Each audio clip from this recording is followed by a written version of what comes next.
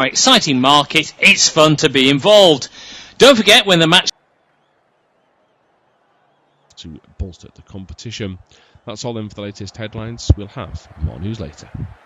Here are our latest sporting headlines. I'm Tom Helm.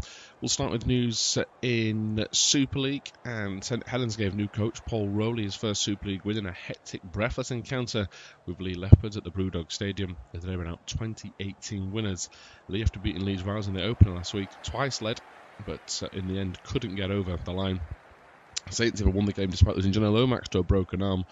It was a real battle on home soil.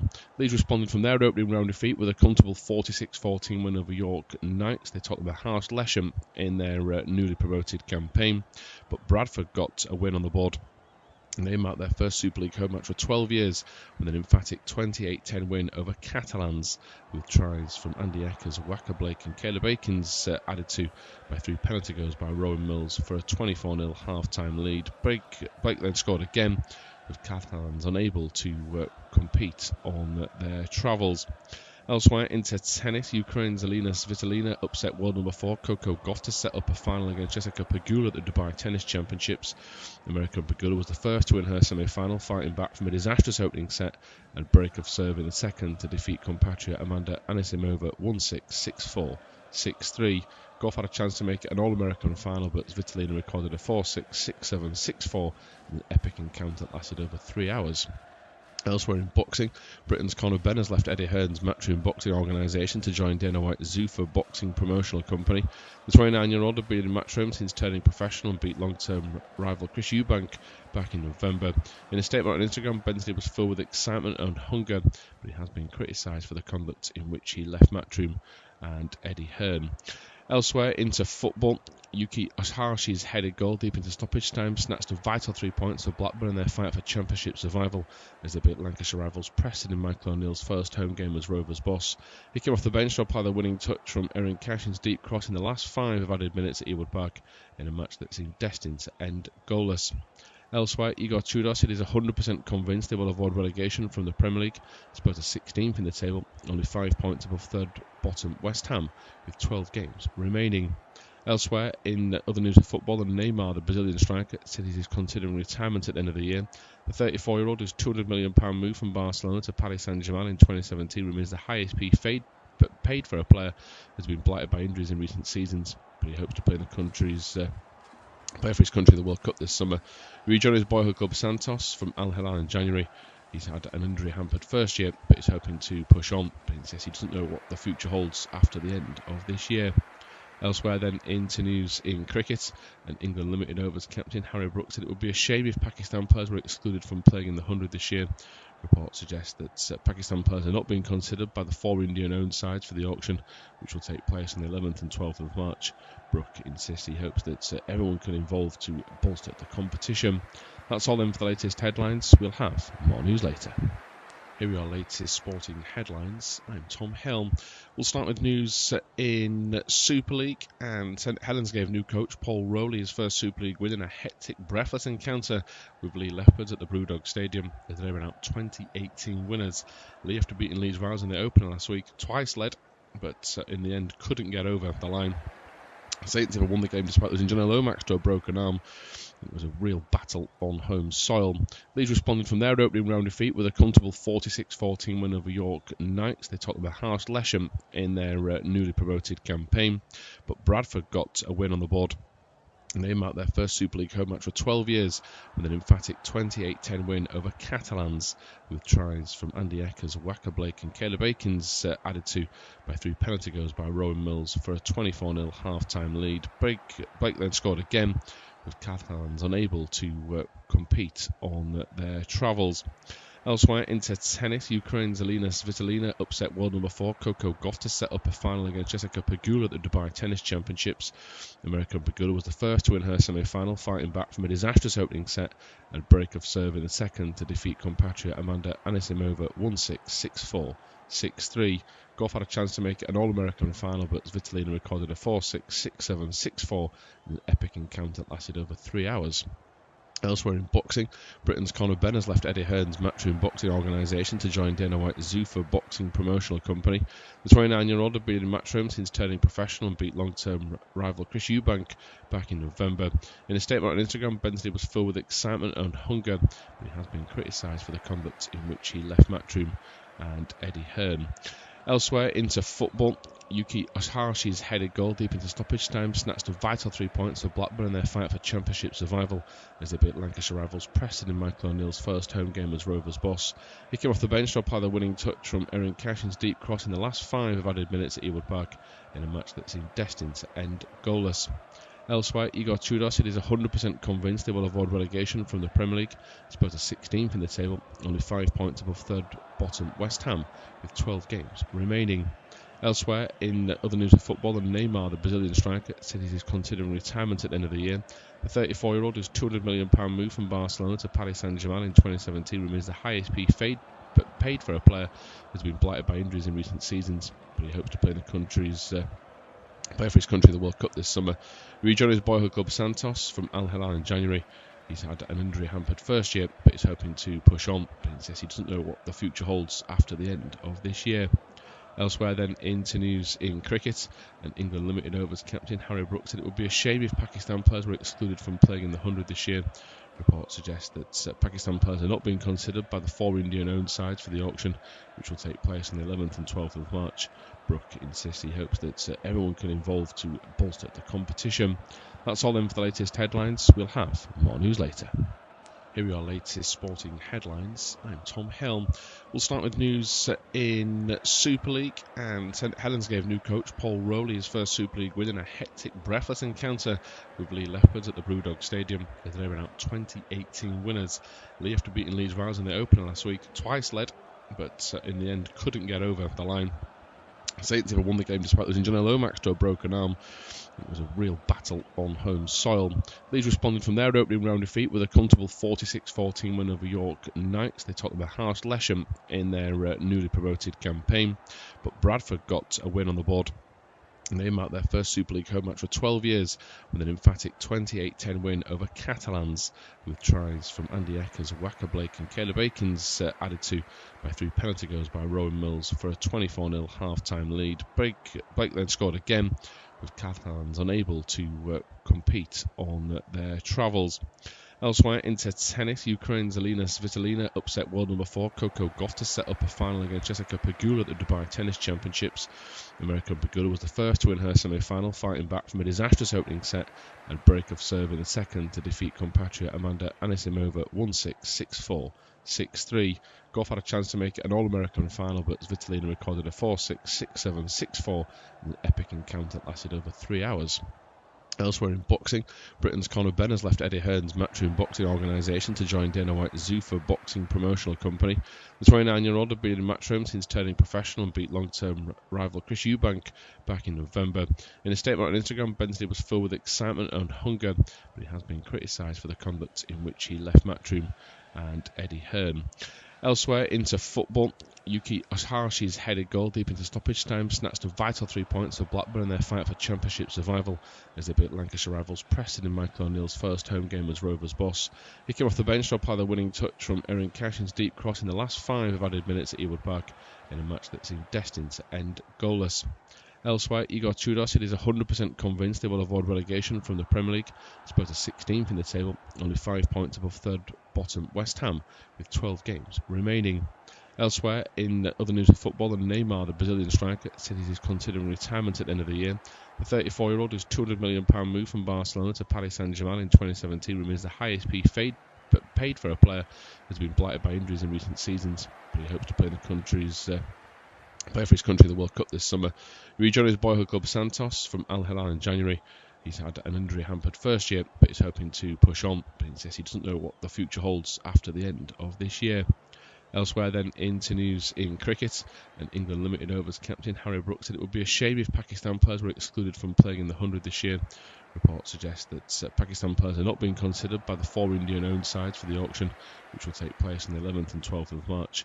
Brook insists he hopes that everyone can involve to bolster the competition. That's all then for the latest headlines. We'll have more news later. Here are your latest sporting headlines. I'm Tom Helm. We'll start with news in Super League, and St Helens gave new coach Paul Rowley his first Super League win in a hectic, breathless encounter with Lee Leopards at the Brewdog Stadium as they were out 2018 winners. Lee, after beating Leeds Rivals in the opener last week, twice led, but in the end couldn't get over the line. Saints even won the game despite losing Johnny Lomax to a broken arm. It was a real battle on home soil. Leeds responded from their opening round defeat with a comfortable 46-14 win over York Knights. They topped them a harsh Lesham in their newly promoted campaign, but Bradford got a win on the board. And they marked their first Super League home match for 12 years with an emphatic 28-10 win over Catalans, with tries from Andy Eckers, Waka Blake and Caleb Akins added to by 3 penalty goals by Rowan Mills for a 24-0 half-time lead. Blake then scored again, with Catalans unable to compete on their travels. Elsewhere, into tennis, Ukraine's Alina Svitolina upset world number 4 Coco Gauff to set up a final against Jessica Pegula at the Dubai Tennis Championships. American Pegula was the first to win her semi-final, fighting back from a disastrous opening set and break of serve in the second to defeat compatriot Amanda Anisimova 1-6, 6-4, 6-3. Gauff had a chance to make it an All-American final, but Svitolina recorded a 4-6, 6-7, 6-4 in an epic encounter that lasted over 3 hours. Elsewhere in boxing, Britain's Conor Benn has left Eddie Hearn's Matchroom Boxing organisation to join Dana White's Zuffa Boxing Promotional Company. The 29-year-old had been in Matchroom since turning professional and beat long-term rival Chris Eubank back in November. In a statement on Instagram, Bensley was filled with excitement and hunger, but he has been criticised for the conduct in which he left Matchroom and Eddie Hearn. Elsewhere, into football, Yuki Oshashi's headed goal deep into stoppage time snatched a vital 3 points for Blackburn in their fight for Championship survival as they beat Lancashire rivals Preston in Michael O'Neill's first home game as Rovers boss. He came off the bench to apply the winning touch from Erin Cashin's deep cross in the last 5 of added minutes at Ewood Park in a match that seemed destined to end goalless. Elsewhere, Igor Tudor said he's 100% convinced they will avoid relegation from the Premier League. Spurs are 16th in the table, only 5 points above third bottom West Ham, with 12 games remaining. Elsewhere, in other news of football, Neymar, the Brazilian striker, said he is considering retirement at the end of the year. The 34-year-old, whose £200 million move from Barcelona to Paris Saint-Germain in 2017 remains the highest paid for a player who has been blighted by injuries in recent seasons, but he hopes to play for his country in the World Cup this summer. He rejoined his boyhood club Santos from Al Hilal in January. He's had an injury-hampered first year, but he's hoping to push on. But he says he doesn't know what the future holds after the end of this year. Elsewhere then, into news in cricket, and England limited overs captain Harry Brooks said it would be a shame if Pakistan players were excluded from playing in the 100 this year. Reports suggest that Pakistan players are not being considered by the 4 Indian-owned sides for the auction, which will take place on the 11th and 12th of March. Brook insists he hopes that everyone can involve to bolster the competition. That's all then for the latest headlines. We'll have more news later. Here are your latest sporting headlines. I'm Tom Helm. We'll start with news in Super League, and St Helens gave new coach Paul Rowley his first Super League win in a hectic, breathless encounter with Lee Leopards at the Brewdog Stadium as they were out 2018 winners. Lee, after beating Leeds Rivals in the opener last week, twice led, but in the end couldn't get over the line. Saints even won the game despite losing Johnny Lomax to a broken arm. It was a real battle on home soil. Leeds responded from their opening round defeat with a comfortable 46-14 win over York Knights. They topped them a harsh Lesham in their newly promoted campaign, but Bradford got a win on the board. And they marked their first Super League home match for 12 years with an emphatic 28-10 win over Catalans, with tries from Andy Eckers, Waka Blake and Caleb Akins added to by 3 penalty goals by Rowan Mills for a 24-0 half-time lead. Blake then scored again, with Catalans unable to compete on their travels. Elsewhere, into tennis, Ukraine's Alina Svitolina upset world number 4 Coco Gauff to set up a final against Jessica Pegula at the Dubai Tennis Championships. American Pegula was the first to win her semi-final, fighting back from a disastrous opening set and break of serve in the second to defeat compatriot Amanda Anisimova 1-6, 6-4, 6-3. Gauff had a chance to make it an All-American final, but Svitolina recorded a 4-6, 6-7, 6-4 in an epic encounter that lasted over 3 hours. Elsewhere in boxing, Britain's Conor Benn has left Eddie Hearn's Matchroom Boxing organisation to join Dana White's Zuffa Boxing Promotional Company.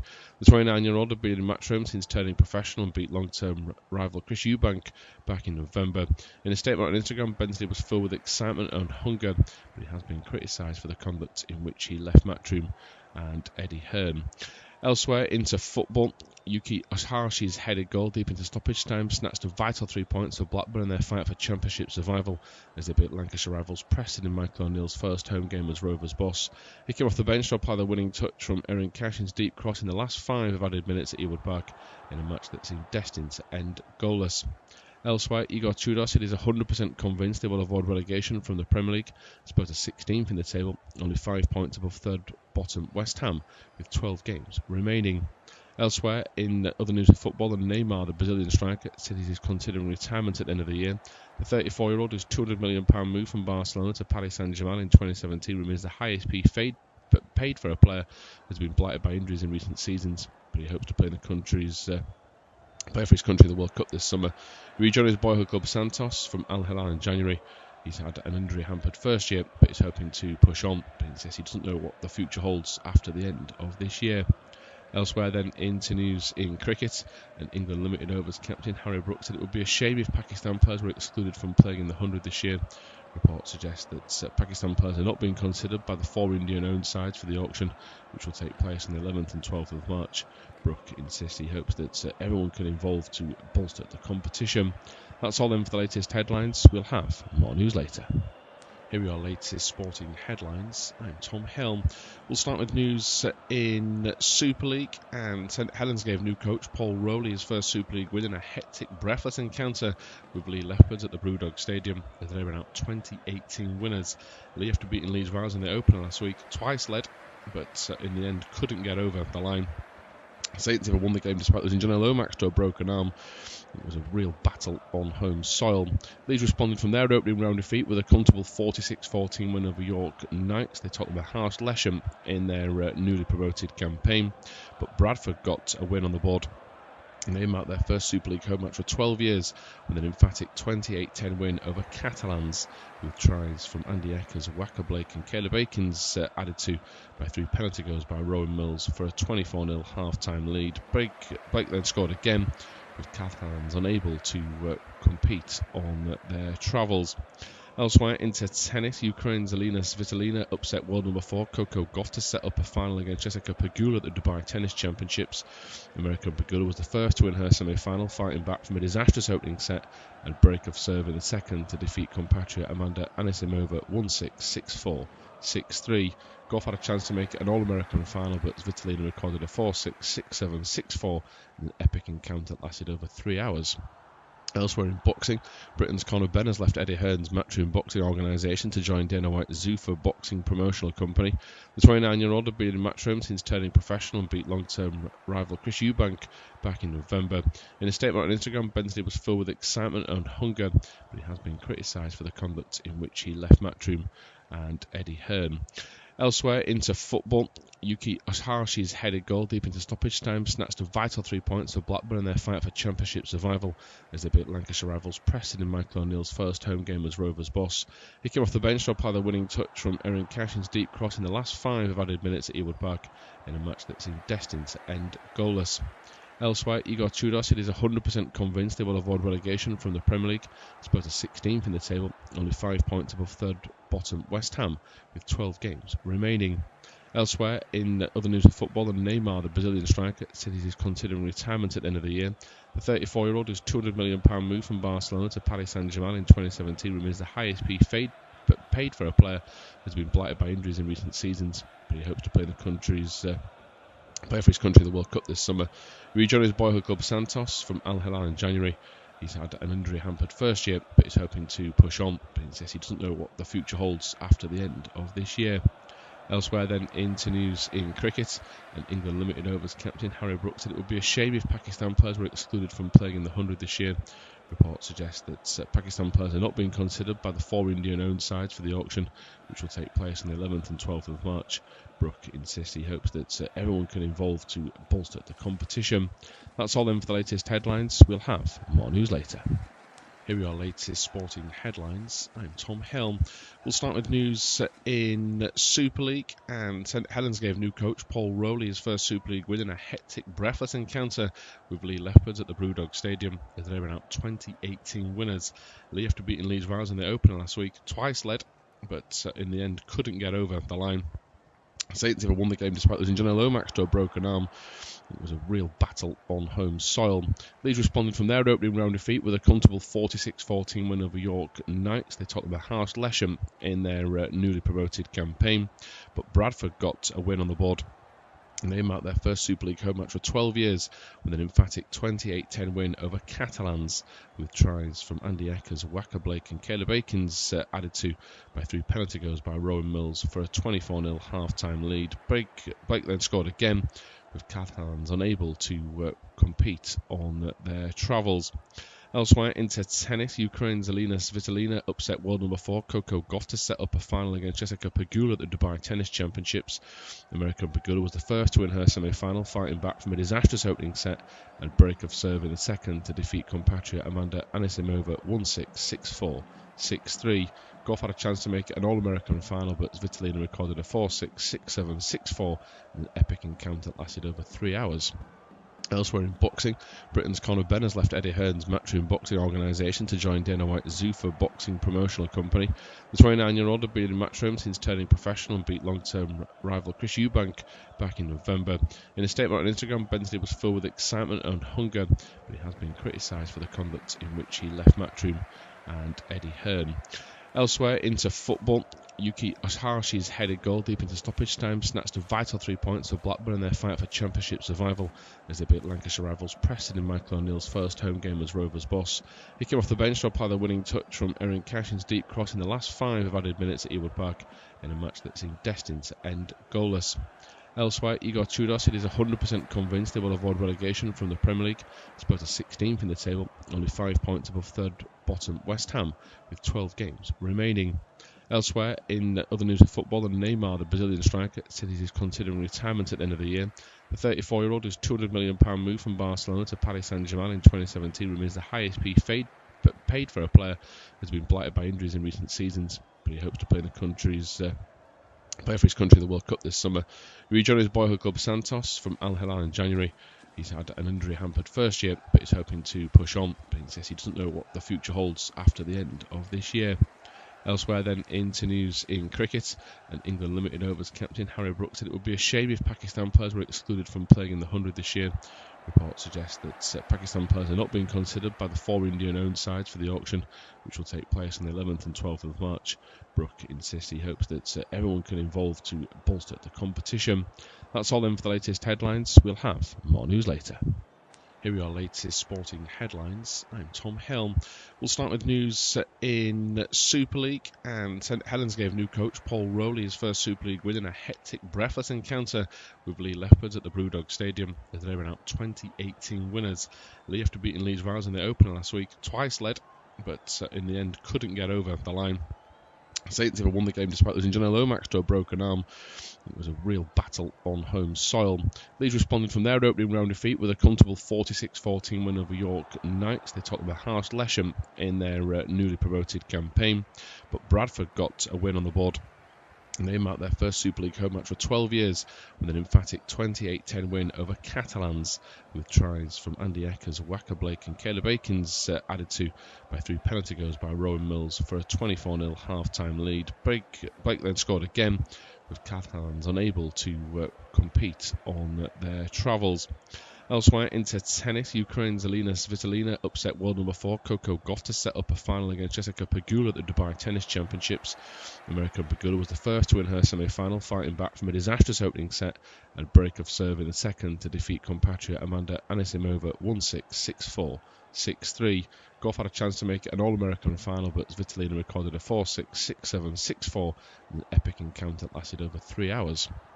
Elsewhere in boxing, Britain's Conor Benn has left Eddie Hearn's Matchroom Boxing organisation to join Dana White's Zuffa Boxing Promotional Company.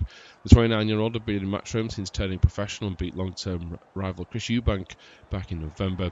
In a statement on Instagram, Ben said he was filled with excitement and hunger, but he has been criticised for the conduct in which he left Matchroom and Eddie Hearn. Elsewhere, into football, Yuki Oshashi's headed goal deep into stoppage time snatched a vital 3 points for Blackburn in their fight for Championship survival as they beat Lancashire rivals Preston in Michael O'Neill's first home game as Rovers boss.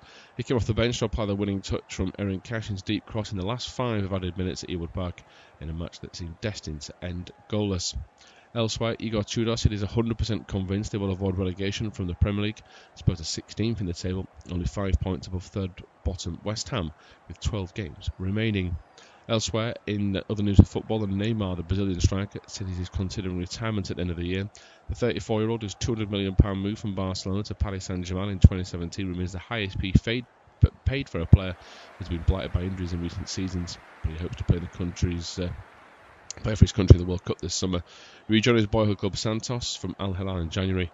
He's had an injury-hampered first year, but he's hoping to push on. But he says he doesn't know what the future holds after the end of this year. Elsewhere then, into news in cricket, and England limited overs captain Harry Brooks said it would be a shame if Pakistan players were excluded from playing in the 100 this year. Reports suggest that Pakistan players are not being considered by the 4 Indian-owned sides for the auction, which will take place on the 11th and 12th of March. Brook insists he hopes that everyone can involve to bolster the competition. That's all then for the latest headlines. We'll have more news later. Here are our latest sporting headlines. I'm Tom Helm. We'll start with news in Super League, and St Helens gave new coach Paul Rowley his first Super League win in a hectic, breathless encounter with Lee Leopards at the Brewdog Stadium as they ran out 2018 winners. Lee, after beating Leeds Rivals in the opener last week, twice led, but in the end couldn't get over the line. Saints have won the game despite losing Janelle Lomax to a broken arm. It was a real battle on home soil. Leeds responded from their opening round defeat with a comfortable 46-14 win over York Knights. They topped them a harsh Lesham in their newly promoted campaign, but Bradford got a win on the board. And they marked their first Super League home match for 12 years with an emphatic 28-10 win over Catalans, with tries from Andy Eckers, Waka Blake and Caleb Akins added to by 3 penalty goals by Rowan Mills for a 24-0 half-time lead. Blake then scored again, with Catalans unable to compete on their travels. Elsewhere, into tennis, Ukraine's Elina Svitolina upset world number 4 Coco Gauff to set up a final against Jessica Pegula at the Dubai Tennis Championships. American Pegula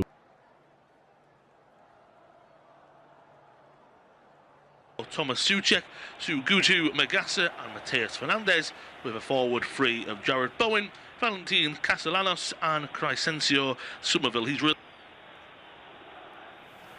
And it's a warm welcome to this evening's clash from the London Stadium. It's independent off-tube studio commentary as West Ham host Bournemouth this evening. Big clash coming up as West Ham, of course, find themselves still in those relegation places, even though Nuno Espirito Santo side have bounced into some fantastic form as of recent times.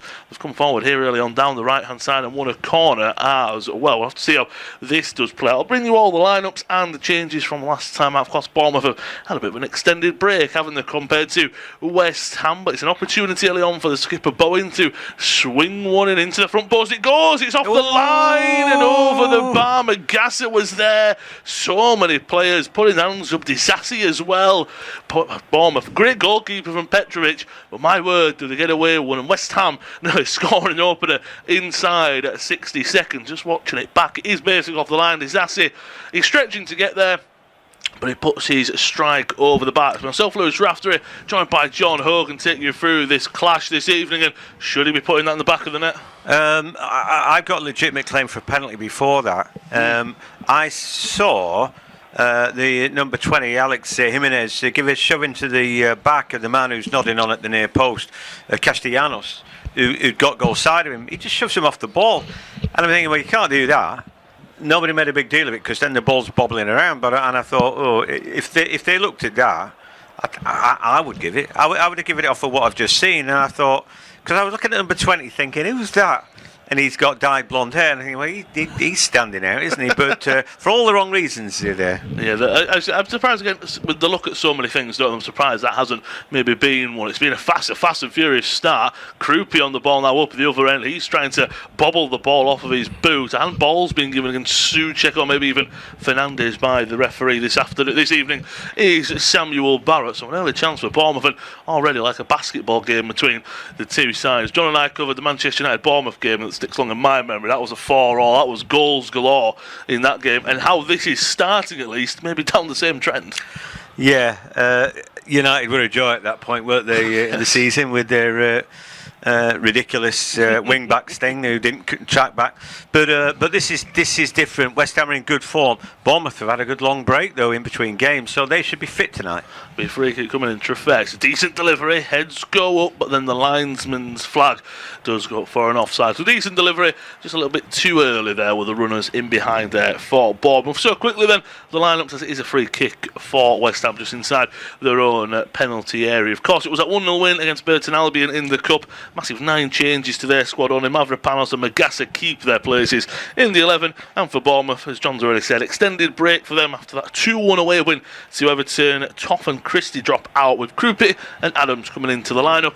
For the Hammers, it's Hermansen in goal. I'll bring you that in a moment. That's a lovely flick on by Castellanos into Souček, back to the forward, swings one into the box for Somerville, stabs it at goal, but Petrovic with a save there. Somerville, he's been in some fantastic form as a former Leeds man. I think he's really found his footing at the London Stadium. That was a lovely play between the January signing Castellanos and Souček. He puts it in such a dangerous area, and once again, I mean, watching it back, it does bounce, and Jimenez can't know about it. Somerville actually comes off his calf, trying to stab it at goal. Again, should he be doing better? Yeah, I think you probably know what I'm going to say. He's gone with his right foot, so the ball's coming from his right hand side, right? And he's got to find a left foot finish, even though he's all right foot. So as a player, he cuts in and gets his right foot shot away. But there, he just stabs it. It's almost like a back pass.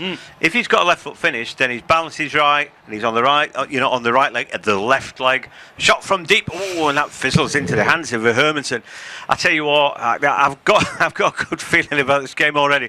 I tell you, the other thing is, it ain't going to be 0-0. No, I will have goals in this game, don't we? I think you are spot on with that. Just it opens up there. Scott just flew forward, didn't he? No one closed him down. He played it to Ryan on the right-hand side. Youngster, he's been ever so impressive, of course, since coming in as well. As a striker goal, yes, it's down the throat of Hermansen, but still a shot on target. So quickly then, before the game gets away from us, for the Hammers, it is Hermansen in goal. Back four of Wan-Bissaka, Mavropanos, Disasi and Juve. Midfield three of Souček, Magassa and Fernandez. The forward three of Skipper, Bowen, Castellanos and Somerville. For the Cherries, it's Petrovic in goal. He's already been a busy keeper. With back four of Jimenez, Hill, Sanasai and Trufer, with Adams and Scott as a duo in midfield. And it's Ryan, Krupi and Adley, spotting Evan Nielsen, who leads the line. Free kick there, given for Souček, I should say, and a free kick opportunity there. Just puts his head in to win the ball. Him and Adams go for it. There's only going to be one person winning that duel there. It's always going to be the big West Ham midfielder, and he wins a free kick. Yeah, I don't know how Tyler Adams dare even moan about that. Unbelievable. He's back, isn't he, Tyler Adams? That strengthens up their midfield. Alex Scott, I said a long time ago, he's going to get loads of caps for England. He's brilliant. And then in the Premier League, he'd been really quiet for about a year. I think he's finding his feet and he's having his best season. And I think he's going to be a mainstay. And probably for England, I'm probably right about that. But he's still just a bit of a slow burner. But he's getting better and better. Still developing, but I think you are spot on. He'll definitely be in the squads, won't he? With the caps will be probably the problem. It's such a loaded squad. Ball comes in from Fernandez. Mavropanos is there. Rises the highest. I think he's trying to nod it back into a dangerous area, even pointing to his teammates, apologising for that. But the header does go wide. So 6 minutes in, it is goalless, but we've had a fantastic fast start to the game. Netherlands assistant coach Ruud van Nistelrooy is seen on our broadcast pictures. He's independent off Tube Studio commentary. Somerville may be a man that's catching his eye. As I said, he's finding some form in Somerville. He's found it really awkward since leaving Ellen Road after that great season in the Championship, the 23-24 season, even having a poor start to this season. But my word, in the last 6 weeks, maybe 8 weeks or so, since the turn of the new year, give or take, I think he has found his footing a bit more. Yeah, I think they were good at Leeds when he went because he was scoring that many goals for him. He works hard for his team as well. I wondered about him being so lightweight, how he'd adapt to the Premier League. Everybody's quick and strong and athletic. But, when he's having a little spell without injury, and he's showing that he's more than capable at the level. So, he looked an eye-catching signing when they've got him, and he's just beginning to come good on that. Yeah, he was one of them where you saw him what he did at Leeds. You know the talent was all there, but sometimes it takes, well, as you said with Alex Scott, just to sometimes find your feet at new clubs and so forth and so on. Fernandez floats one in, not even to the penalty area, but to Mavropanos. Nods it on to Magassa. It's nodded away by Senesi.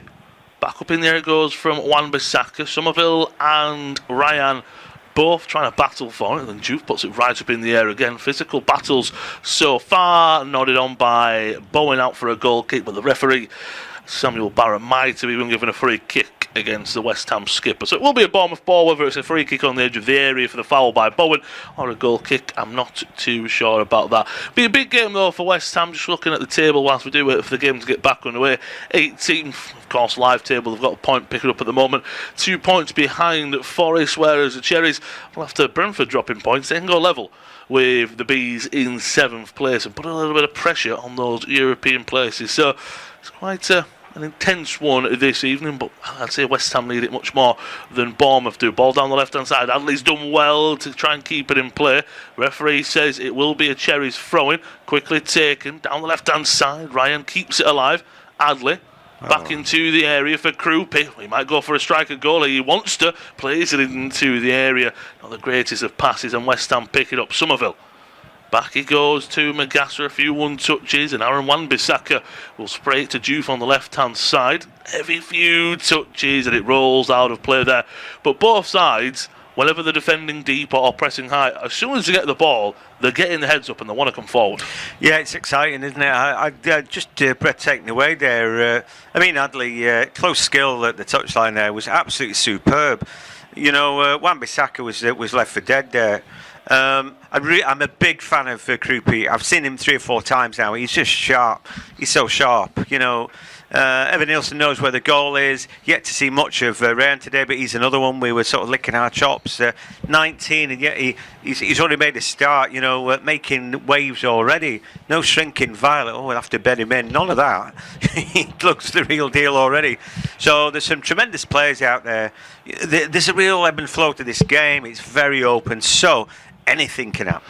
Both teams have come to play football. I know that sounds very silly, but sometimes we see teams just sit back, defend, and make it almost a chess match and very tactical, whereas I think both these teams, they're going to sit back and have defensive pieces, sequences, of course, but they both want to get on the ball, knock it around, play some good stuff. Senesi out to the left-hand side to Troffair. Been impressed by him this season after coming in for Kirkes. What a signing he's been from League One. Back it goes to Hill. Into Scott. Maybe the Cherries just trying to get a bit of control to this game as we hit 10 minutes on the clock. Ryan. Well, to Jimenez, even him playing at right back, he's more of a right winger realistically as well. I know he can play there, but that shows how attacking Bournemouth might be going this evening. Ball forward for Scott, just chested down to Manson there by Malik Diouf. And it's just takes the chest down and he picks it back up once again. But both sides are very attacking so far. Manson in goal this evening instead of Areola. I know he was signed in the summer and then maybe he just fell out of favour. Now I don't know if it's, for example, Nuno wanting to see what he's all about. Great play there from Magassa. Castellanos.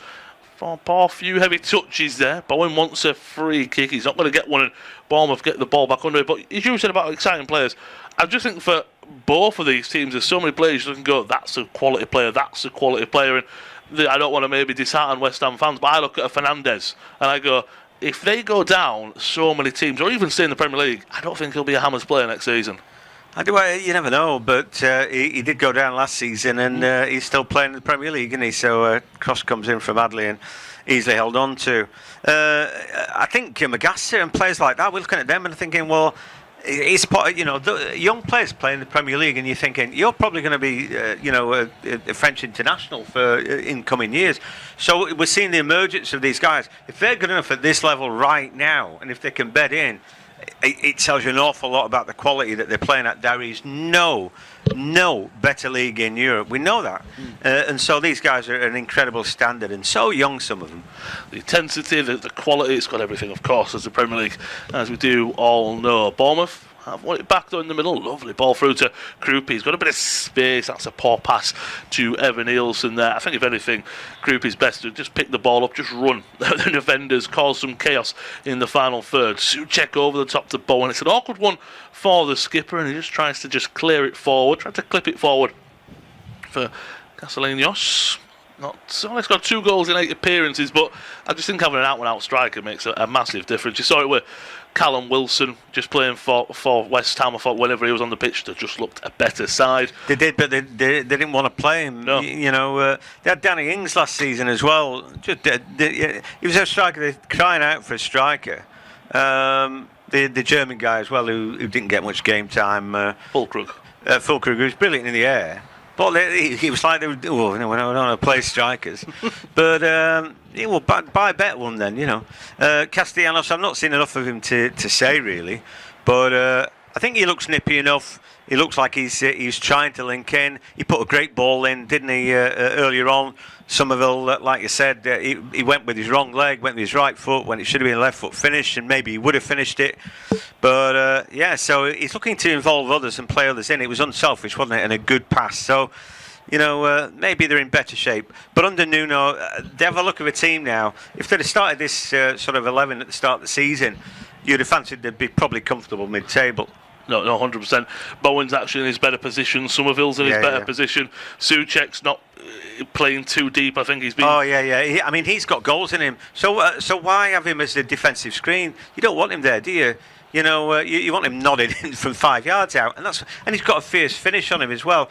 So he's got the right players in the right areas. I still think they're weak in the centre-back positions, though. No, I agree with that. I think if you could get a centre-back or two to come. I think there's actually a decent option coming. I think Mavropanos as well, but I do agree with you there on that one. But how many times do we see Jared Bowen play striker and really struggle, for example, because they didn't want to play Callum Wilson, as you said. Juve has it back to Disasi in defence. It's almost again, as I said earlier, with the formation quickly for West Ham, with that flat three, it's Fernandes, Magassa and Souček, but it's very fluid. Souček goes forward, then he goes a little bit back. Fernandes goes back. Souček half of the time's been almost in the defensive phase, closer to Castellanos in terms of a two up top, isn't he, as you said, getting near that goal and let him cause some chaos. I thought it was fantastic when David Moyes was there. He shot so many goals, didn't he, making those late runs into the box. He's on the ball now, and he's a great technical player as well. Magassa, ball into the box, it's cleared away.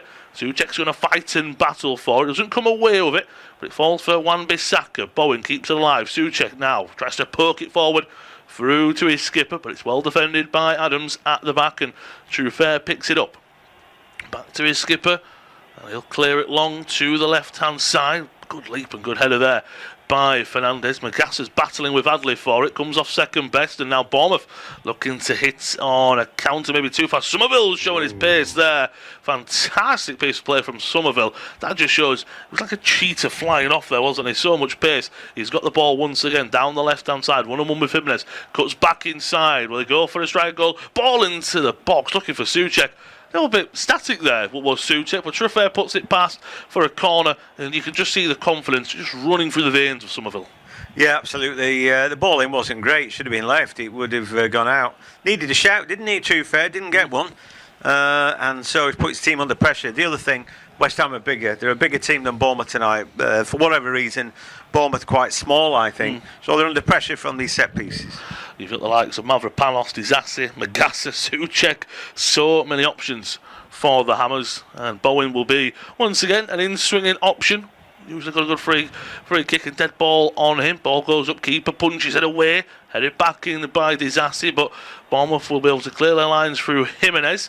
Blocked away and out for a throw-in. So out on the edge where the penalty box will be, out for a throw-in. 16 minutes in, it's still goalless at the London Stadium. It's West Ham 0, Bournemouth 0. And I say it's still goalless, but it's been a great watch, obviously, so far. Yeah, really good. There's such an intensity. We expected that.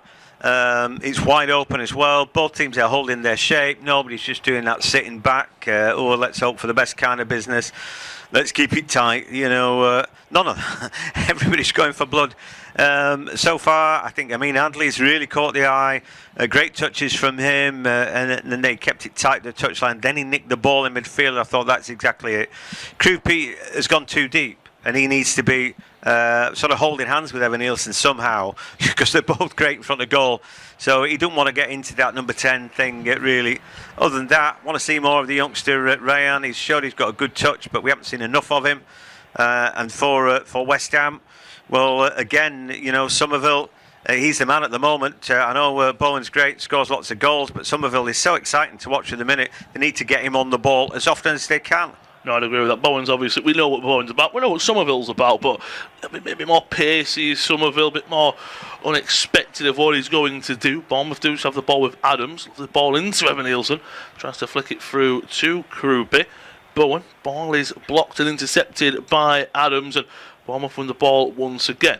Adams just inside the West Ham half, looking to turn, getting his head up, looking for a passing opportunity. Triffitt on the left-hand side, 1-2 with Adley, back to him, and Bournemouth now just slowing it down. Krupi, again, as you said, dropping a little bit deeper than, well, I think even he wants to come forward. Down to the right side to Jimenez. Great tackle there from Somerville, and that's as you pointed out earlier, John, that, look, yeah, he's great going forward, but he puts a shift in getting back, and if you're Malik Diouf, for example, his full-back, that just means I want to work for you, because Diouf knows he's going to get back and help him, so he's more than happy also to come forward and help, and it's a good balance between wingers and full-backs. I think so. I think sometimes when you see teams who go 3 at the back, then they've only got that one man out wide. He won't necessarily run back to make sure his centre back, who's closest to him, is covered. We saw that with Man United in that 4-4 against Bournemouth, didn't we? Just hang them out to try. But there's some of the least helping the team out, helping his teammates out.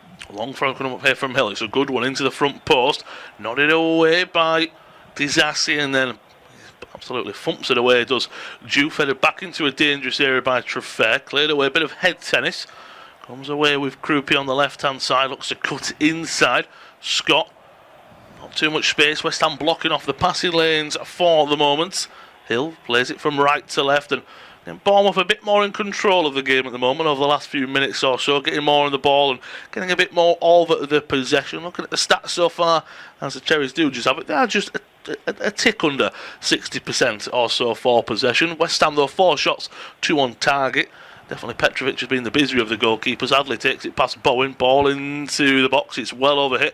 Ryan will do well to keep the ball for his side. Somerville does well to pick it up. Ryan battles with Diouf, that's going to be a good battle. The youngster comes away with it, and he keeps the ball alive for his side. What a piece of play down the right. As you said, John, we haven't seen much of him and we're waiting for it, but that just shows 19-year-old, big and strong as well. Yeah, touch is brilliant out there. He's 6'2", he's a big lad. But so he won his little battle there, and then he just presence of mind, nice easy ball. Don't always have to be flash, but really impressive. He made a really decent start to the game, and Krupi as well getting involved. All these young fellas looking good. They haven't got the ball to Evan Nielsen yet, and they need to do that. Yeah, he's not been involved at all as the Bournemouth number 9 hasn't even had too many touches. If anything, he's just been the player to play it into his feet and a quick pass or so, and it's not really worked so far. Krupi from left to right goes to Hill, though, he's centre back, and now Bournemouth trying to get further up the field. Just over 20 minutes played at the London Stadium. One of the, it's a late kick-off in the Premier League, not the latest, of course. It's 8 o'clock to go, mouth-watering fixture from the Etihad. Beyond this service, Manchester City up against Newcastle United. Looking forward to listening to that one, but it's goalless here at London Stadium. West Ham 0, Bournemouth 0. That'll be a foul by Krupi, bringing down Fernandez. It's just a heavy touch from Krupi. Quickly taken by Mavropanos. He'll be happy that the referees brought that back because it was well over hit. Yeah, quality. We're just looking at Iraola sat in the stands, of course. Sean Cooper's first team coach has taken over tonight. He's suspended for the one game.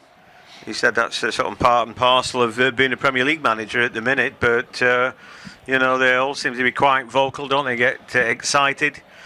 He's not been quiet, Sean Cooper, in his technical area. And I think quite naturally he would go out and be, saying stuff anyway. So, both of the first team coaches there are out, just getting their message out. But it's been a good start to the game. Well, 100%. Ball forward played to Bowen, well defended by Adams, getting back and helping his back 4 out. And it's cleared away as far as Mavropanos. Good first touch from the Greek defender, Wan-Bissaka. Back to Fernandez and into the feet of Mavropanos. Magassa, always a passing option, himself and Fernandez. Lovely ball into the middle. Here come West Ham. A sliced ball out to Bowen, but he's got space. Back to Fernandez. Edge of the penalty area. Souček into Magassa. Goes for a strike at goal. Blocked well away, but it's kept alive by the Hammers. Again, there's just so much movement in that midfield that I think almost Bournemouth if Magassa goes deep and then he goes to be one of the furthest midfielders forward, they can't really keep a hold of the players. Lovely ball from Diouf out to Somerville on the left-hand side. Gets his head up and he's looking for options. One-on-one against Scott. Takes it down the byline. Ball fizzed into the area, but straight really at Petrovic, and the goalkeeper holds it well. It was good to get down the byline, but the ball's got to be better there. Yeah, I also think his teammates didn't read his intentions there, and there should have been more effort to get near post. Evan Nielsen, first ball to him. It's a miracle he kept hold of that, and eventually surrounded, isn't he? But Bournemouth have it back. Yeah, Summerhill's having a good game so far. But he's almost like too quick. His teammates have to read his intention, you know. Yeah, he got away from his man, and I can imagine his teammates going, "Oh, I didn't know you were going down the byline there." So no one really in a good area in the penalty box. Adley's found himself on the right-hand side.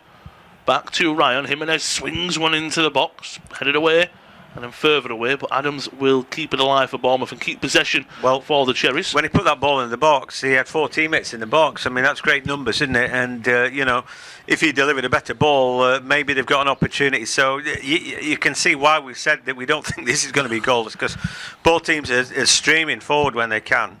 I know it's very, very cliche, but it's goals change games. So you feel if you do get one, it then kind of rolls on from there, doesn't it? And as you said rightfully, so Bournemouth, they're committing the bodies forward, so you're expecting, as you say, Jimenez puts a better ball in there or creates a bit of space. There's going to be an opportunity. Foul there by Tati Castellanos, and it was on Scott. He's not happy. I think he just clips the heels of Scott, but now it's an opportunity for Bournemouth to whip a ball into the box. I'm not sure there's much contact. Scott goes down like a sack of spuds, but I think he was playing the old soldier there, so maybe not, because he still looks like he's feeling it. But anyway, it wasn't much of a free kick, put it like that, but referee deemed it was, so it is a free kick. There's been an opportunity for Bournemouth to swing it in. We are almost halfway through this first half. I'll bring John in just a moment. We'll let this free kick play out. Maybe Bournemouth can grab an opener, get that goal and set the tone. Perhaps it looks like it'll be Scott to take. He's got Ryan on the right hand side. As you said, they like to pack the box. It's a lot of bodies are being committed, but West Ham are committing a lot of bodies back as well. Scott is over it on the right hand side. Referee just having a few words, but he's happy to let the play continue. Scott swings it right into the back post, headed back across the face of goal, but into the welcoming arms of Mads Hermansson. Then West Ham might hit on the counter attack. But we're halfway through the first half. It's independent off-tube studio commentary of all the action from the London Stadium. It's West Ham 0, Bournemouth 0, but take us through to half time. Pass you over to John. Yeah, thanks, Lewis. I've enjoyed the first half so far. There's been plenty of intent, been good play. I haven't got a horse in this race, so just enjoying watching two really good teams have at it. It does show the standard of the Premier League is just incredible. You know, if West Ham are a team that goes down, my gosh, you know, they play so well. I mean, virtually every. I think Jared Bowen probably starts in every club in the Premier League. If you've got him, you know, you're just going to play him, aren't you? He bags the goals, but here comes Jimenez. Here come Bournemouth now, right hand side. He's held up. Summerhill, not known to be a great defender, but anyway, he got there, made up the numbers. The ball just chipped back for Hill. Not seen much of it, not had to defend too much. Senetsi over the halfway line, and then Trufer making a little run. Bowen doesn't go with him. Trufer undercuts, thinks about getting the early ball in, puts the ball to the far post. That's headed out. I'm not sure it's that good of a ball. And again, maybe Malik just needed a shout from his point of view, but didn't get when it's a corner. Yeah, very similar to Trufer earlier, as you say. Didn't get a shout and just has to do what he thinks. Ryan's there, but he's probably trickling out anyway, or he might have kept it in play for another ball into the box. But you spot on it. Means it's a set piece, can be swung in. You said earlier West Ham are a bigger side, and you spot on there, so that'll help them out defensively as well. But Bournemouth, they have got some good tricky players, so if they put a good delivery in, you never know. We'll see a fancy stat point up goals conceded from corners. West Ham on top with 12, but Bournemouth in second with 9 as well. Yeah, that's right. Tells you a lot about these two teams, I guess. Hill making a nuisance of himself. He's only 6 foot, the centre back. The ball comes in, and it's a good defensive header away. And Magas, I think, using all that 2 extra inch he got in his little jewel there, winning the first header. So they've got to get that right, and maybe a little bit of trickery. There was plenty of movement there. It wasn't the worst thing I've seen from the Cherries, as the ball hammered back by Senesi to his goalkeeper, who we've scarcely mentioned. Jordi Petrovic has not had that much to do. He gets the ball out with his feet. At the moment, Castellanos and Bowen had changed positions. and they can do what they want. They're very fluid, that front three for them. Anyway, Bournemouth just biding their time, just getting a little bit of sting out of the game. West Ham are not closing them down, just letting them play out from the back a little bit there. But then the next ball was poor. Let's show in the back there, but Wan-Bissaka's going to have to give second best there, because it will be a throw for Bournemouth that Truffert will take, the Frenchman. A little throw from him, and then the ball hammered back by Krupi.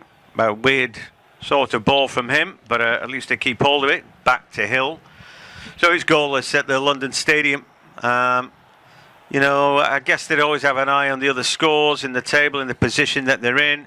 Leeds were winning at Aston Villa. I thought if they'd managed to hold on to a victory today, that might have seen them just about clear. As Adams then runs into a challenge, the ball stripped off him. Here's Bowen now running into space. Scott comes in, and then the ball to Castellanos. Can he keep it in? No, he's offside anyway. Didn't matter.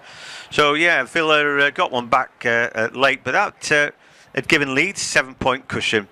You know, for West Ham, they're looking at the teams that they don't want Leeds to be out of the equation. They want to drag teams into the equation. West Ham's form is meaning that the amount of points for a team who goes down, I mean, I'm thinking you get 36 points, you're not going to be safe necessarily, you know. No, 100%. And again, I would have said what I think a lot of people might have agreed. Probably just give or take the turn of the new year. I think the bottom three were done and set. Yes, Forest and Leeds were there, but you thought West Ham aren't going to get back out of it. I don't think Burnley and Wolves are, but that third position, yeah, West Ham are there. They look defeated, didn't there? Some games. Again, they didn't want to play Wilson. Just everything were going wrong. Nuno was struggling to settle, I think, a little bit. But since they've picked up that form, they look like a different side. Maybe a chance here for Somerville. No, Petrovic deals with it well. Well, he heads it away, and I think, yeah, it's just about good enough. West Ham's form of late's been pretty good. Somerville goes into contact, and as soon as he does, he goes down. Shoulder to shoulder, I think it's just about a foul. Well, at least according to Samuel Barrett, and he's the man with the whistle. Mitigating for the defender, he's saying, look, I go shoulder to shoulder, and just because I'm strong and he falls down does not make that a foul.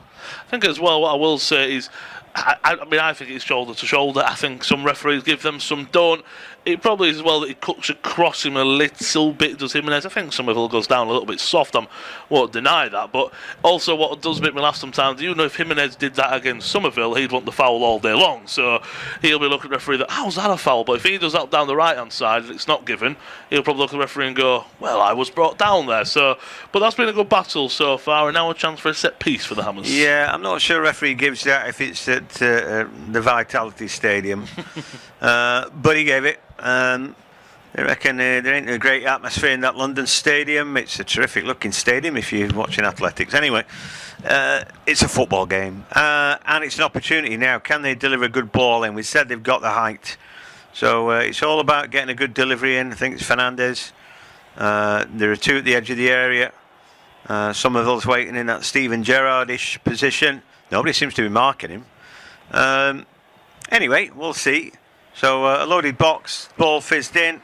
First little flick on, and I think it comes off a Bournemouth head and loops out. Evan Nielsen it was. And, well, Mavropanos there throwing himself in the mix. Tati got the little flick on, and in the end, I think it went off Jimenez. But then Evan Nielsen. But anyway, combination of players, they're just about handling it. You can tell how worried they are about this set piece because virtually everybody's in the box for Bournemouth. Yeah, especially with Somerville on the edge, no one even marking him. Well, anyway, the ball comes in again, and the header this time goes up and over. They want another one. They want another corner kick, and I'm not sure whose head that came off. I mean, to me, it definitely could have come off one of the defenders there, but it's difficult to tell. Looked like it came off James Hill, but I don't know. I think you're spot on. What we've seen 2 or 3 replays back, and it looks a little bit like what we're unsure. So I don't want to give the linesman or the referee too much slack about it. But again, that's one of them, isn't it? Of course, the West Ham forward was going to ask for the corner, and the Bournemouth players are going to ask for the goal kick. It looked like it came off the Bournemouth man last, but it was a very quick interaction. Yeah, we didn't see the referee get his 50 pence out thick in the end, did we? But he made his decision anyway, and it was a goal kick. So Bournemouth playing out from the back. We promised you goals, and we've given you nothing. And 'twas ever lost, really. Maybe we jinxed ourselves, but I think we both thought there's enough about the game, and it's wide open. There's a strong challenge in the middle of the park. Souček catches his man, and it's a yellow card. Scott rolling around. Maybe he's overdoing that bit of contact, but Souček was late enough that he gets the yellow, and I don't think you can have. You can fault him for the decision there. No, watching it at first glance, it looks like Scott just gets that touch, and then Souček is still flying in. It's a great touch from Scott. He gets it all day long there. Does the Bournemouth midfielder, as you say, the 72 rolls is maybe overdoing it. You're never going to sit there and say he's not in pain because he's caught, but yeah, the roll and roll and roll, a little bit too much. Yeah, that's right. And I think he screamed, i.e., as he went down as well. And compelling, but if we look at Scott now, well, he looks all right. Anyway, I'm not suggesting he wasn't caught or hurt. Anyway, Castellanos now running forward. He's got an opportunity. Stabs the ball forward. There is Scott again. Rakes the ball out to right. He's got to do better than that, Scott. I'll not be suggesting you for England if you keep playing ball like that. But yeah, I do like him. He's a good player. When he was at Bristol City, he was sort of number 10, wasn't he? And scored outrageous free kicks, got plenty of goals. Bowen now into a little spot, instant control on his chest, turns and he gets a shot away. Didn't know where the goal was, quite obviously, from the way his shot went wide, but it was a great effort and brilliant first touch. Just fizzed into him, but he takes a lovely first touch, as you say, then a few just kicky ups and off is fine. That's one of them where you'd love to see that fly in the top corner, wouldn't you? Because that'd be one of the best goals of the season. And actually, unfortunately, as he's trying to turn his body, he don't get as much on it, and it, as you say, probably goes closer to the corner flag than the back of the net, unfortunately. Well, the two best signings for West Ham are the two best players. They're probably the guys they got from the Championship, aren't they? And when Bowen was at Hull, it's like everybody wanted him. And I thought he got himself a really, made a really smart move, because you thought, oh, West Ham, he's going to play. And then he actually lived up to the billing. Scored goals for Hull, scored goals for West Ham and England now. So, brilliant move. But since then, maybe some of the spending's not been so clever.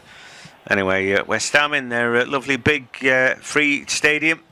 They do complain that there's not a great atmosphere there, but I think for free it's not bad. Take it. Yeah, take it. It's one of them, isn't it? I think it's as you was pointing about with where the running track was. It's not as close to the pitch, but look, sometimes for me, if you're the fans there, you've got to make some noise. If you're not making the noise, it don't matter where you are. Yeah, it's weird, isn't it? The players got to play well before the fans make the noise, and sometimes the players respond to the fans making the noise, like chicken and the egg, isn't it?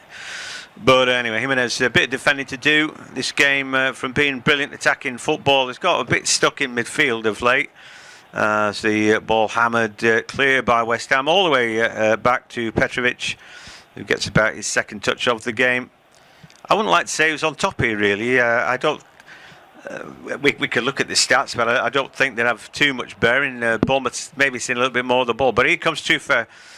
He's made plenty of ground down the left-hand side. Tries to get the cut back in, blocked away by Wan-Bissaka. Bowen was left for dead there by Tufa's pace. Maybe maybe half a second slow in the brain there, Bowen, because we know he's pretty quick. And the ball given away, brilliant stuff. Somerville first touch, good enough. Then he runs into contact with Tyler Adams. Just about gets the ball away from a former Leeds United colleague, I guess.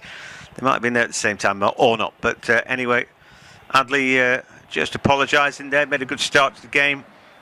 Eli Junior Krupp is the one who's not quite got it going in his position yet. I think he's maybe dropping too deep, and you want to put him just at the edge of the area, don't you? He's brilliant. You want him to usually closer to him. You almost want them two connecting, don't you, than him connecting with the two defensive midfielders. I think you were spot on when you said that in the opening 10 minutes or so. And then you want them, the two midfielders, to push a little bit further forward. But we haven't seen Otto Ryan, really, have we, on the right-hand side? He's been really wide, and instead of being a bit more narrow and trying to get involved. So I think that's what Bournemouth are struggling with. But again, Krupi is just one of those players that we've already seen. He could pick the ball up, drive 20 yards, and put it in the bottom corner, couldn't he? So you almost think that's just what he is. Playing dangerously here at West Ham. It's a slip by McGasser. Bournemouth won it back, but Bournemouth are quite happy to just keep the ball and come forward, but they've got it now with Adley. Yeah, they do. He's got a chance to take on Wan-Bissaka. He'd beaten him before at the edge of the area, put his little side foot ball in. Evan Nilsson can't bring it under control, and then the ball back into midfield, laid back by Castellanos, and then a run by Juve. Little step over, buys in time, and he had to do that because Jimenez had kept pace with him, chasing back.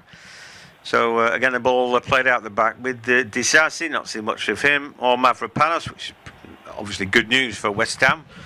Long ball chipped over the top of the head of El Hadji Malik. Juve was not what was required at all there, and the Senegalese got to walk back. And Nuno just shakes his head at that. Not good enough. Tune's gone. Hands in his pockets, looking just a tad worried, possibly a little bit frustrated. What a weird season he's had, but probably no more weird than the club that they're chasing in Nottingham Forest, who are going through managers like nobody's business, aren't they? But anyway, ball bouncing around in midfield, and then off the chest of Disasi. He can't do anything to keep it in. He's of course on loan from Chelsea. Any more of that, they'll send him back, won't they? But here an opportunity, and the ball. Again from Krupi, he's ball in midfield. He's not the best passer of the ball, is he? It's as simple as that, and we're finding out the limits of him right now. Yeah, he's much better as a striker, isn't he? And I think in where Bournemouth like to play with that attacking midfielder, don't they? I think it'd be much better if you had a Tavernier's on the bench. Yeah, Tavernier. You've got the options of Brooks as well. And then push him further forward. But then Evan Nielsen's a great player as well, isn't he? So maybe that's where you run into problems. It swings and rounds because you want Krupi in your team because you've got goals in him, but they're like shoehorning him into that position a little bit, aren't they? And I'm not sure. But anyway, so far it's not really working. They've got Unal on the bench as well, who's your big sort of target for another option, if you like. Interesting. And they haven't got any of their captains on the field.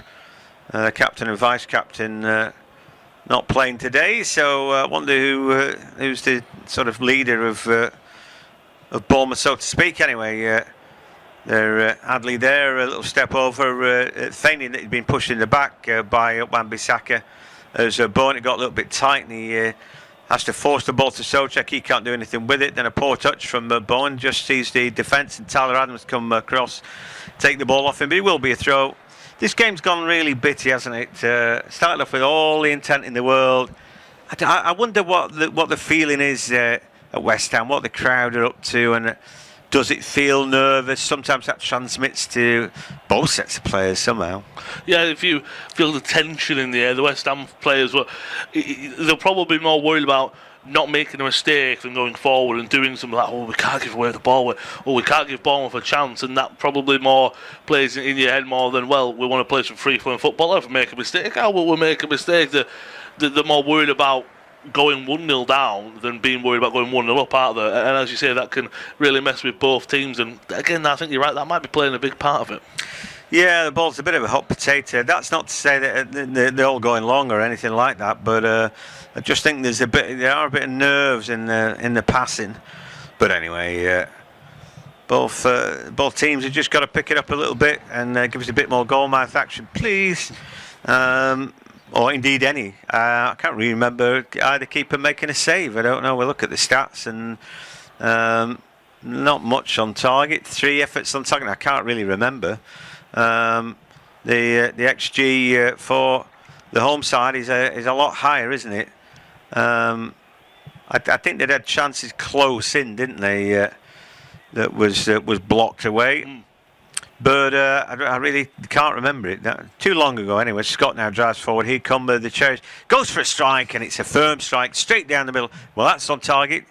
And that will provide some XG, but it was straight at Hermansen. It opened up for him nicely, didn't it? And I think you spotted it straight at him, so it's a decent save. But sometimes, if you don't test the keeper, you don't know what they're about. Maybe Hermansen, he drops it and he's a bit worried, isn't he? But we've seen that sometimes from the former Leicester man, so maybe that's just getting it out of his system for Scott as well. Biggest chance, I'm just looking back at the things when Somerville had his shot that was blocked away. Here he comes. Oh. That's what you want to see from him, don't you? But you want the end product to boot. Well, I tell you what, he deserved the right to shoot. Takes the ball, it's really tight with Senetsi right up his trumpet, then he beats him. He sucks him in, blows him out, and then he cuts inside Tyler Adams like he doesn't exist, and then he gets his left foot strike away. That's his swinger, isn't it, really? But they're going with the, it all presented itself on that left foot, and it wasn't the worst thing I've seen. He just chopped underneath it a bit. But it's a good effort, that. Well, like you say, he creates it all, doesn't he? So you can't have a go at him for going for a strike. You just want to say, let's keep it down. Keep it down. Again, test the keeper. That's all you're asking. Just like me with the neighbours. Keep it down. Keep it down. No, Johnny, you're being a bit loud. Keep it down, please. Yeah. So, anyway, long ball. I don't, because we've got lovely neighbours anyway. So, little flick on from Adley, just in case they're listening. They won't be. Right, it's West Ham 0, Bournemouth 0. As Socek then is giving the ball away in an advanced area. Ryan gets the ball caught in his feet and then eventually gets it right. He cuts inside the first challenge, fizzes the ball to Evan Nielsen, gives him it back. That's been read well though by Magassa. The ball's not cleared yet. Adley now just the edge of the area. Tyler Adams now true fair. A chance to put the ball in, slings it into the mix. They've got to do a little bit better than that to get it a little bit lucky with Magassa. Eventually Wan-Bissaka will chop that one clear. It was a little pop up there. Adley kept it in off Tyler Adams' poor pass. It took ages for Ryan to get the ball out of his feet then when it was given away anyway. The ball from Jimenez into the middle, but Bone clips it forward. There's a foul then. Castellanos was upended by Senetsi and gets a yellow card for that. Yeah, I can see why, because I think it's maybe a yellow card foul as it is, but you could also say that it's stopping the attack, isn't it? It's a bit more cynical. I think it's a little bit clumsy from the Argentine centre-back as well. He'll probably accept it. 8th yellow card this season, more of a person that you can say is going to get yellow cards. So he's approaching that double digits already, but we're only in late February, so doesn't shock me. He's the captain on the field today. So camera lingers on Callum Wilson. Very long time since he was regarded as super potent. He was really good at Bournemouth, wasn't he, under Eddie Howe in that long spell the Newcastle manager had with the Cherries. Seems a long time ago now, and the reason is because it was quite a long time ago. But anyway, it looks like Iraola is going into from watching his lofty position. We'll go into the dressing room as Krupi tried to get the little march there, but Fernandes has dealt well with him. I think Matheus Fernandes, for me, is a good player. I think the defensive screen position maybe not where he wants to play. I think he thinks he's a number 10 or maybe inside right or inside left, but needs must. And maybe they've just about found his best position.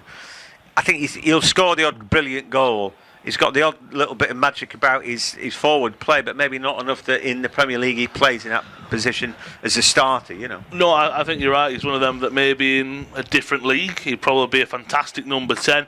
I think because he's quite a bit all action, he's better in, again, maybe not deeper, but in that just central midfield role. Let him go forward, let him go backwards, and let him get on the ball. He's a great passer of the ball as well. Bit of miscommunication at the back here, and here come West Ham. Yeah, they do. And then Tyler Adams, really good intervention from him.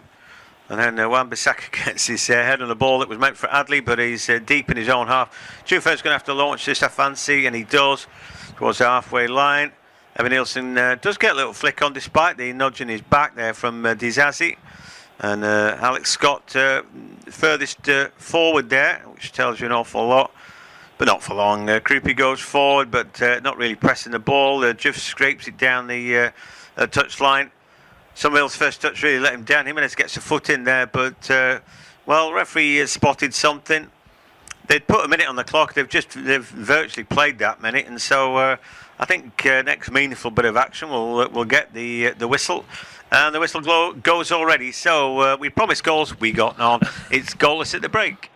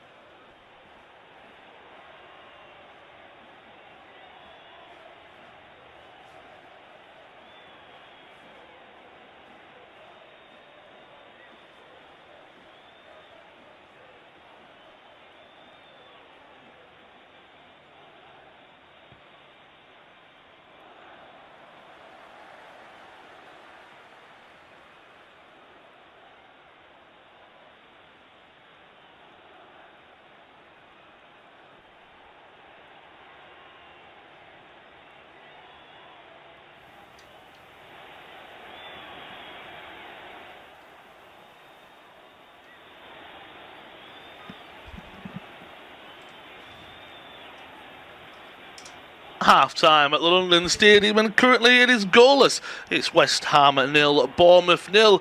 The opening half an hour were very feisty, back and forth, fast and furious. West Ham having the better of the chances of the two sides. Bournemouth only mustering up 2 shots, neither going really into big chance territory. Somerville had a chance, it really never fell for him and come off the back of his right calf. Lizassi had a stab at goal. Apart from that, though, no real big chances. At the break, it's West Ham 0, Bournemouth 0.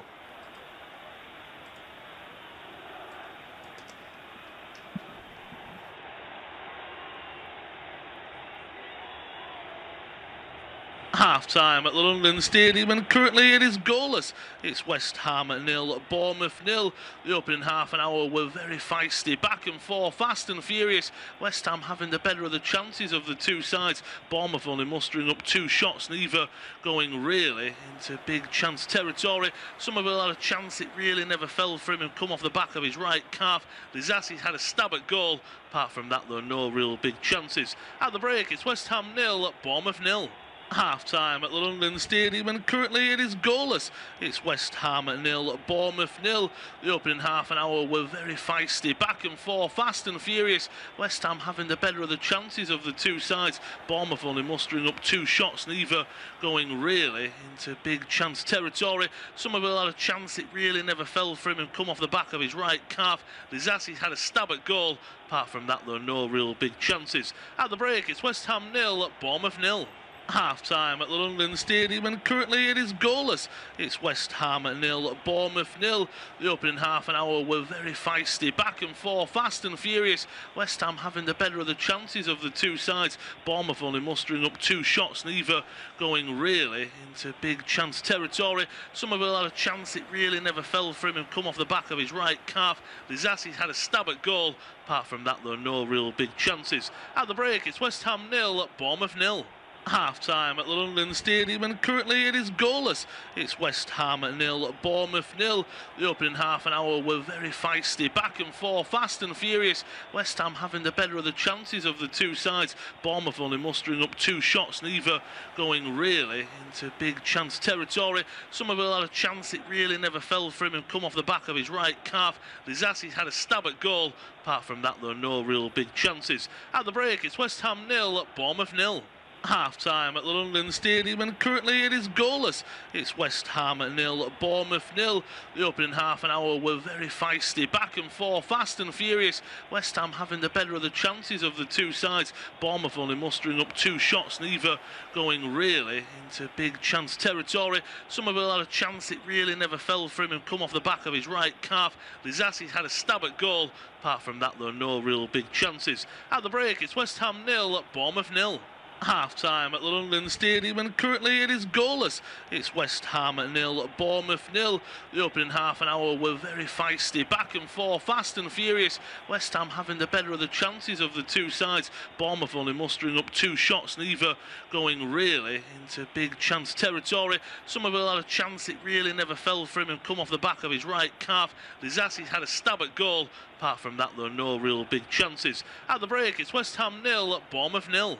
Half-time at the London Stadium, and currently it is goalless. It's West Ham 0, Bournemouth 0.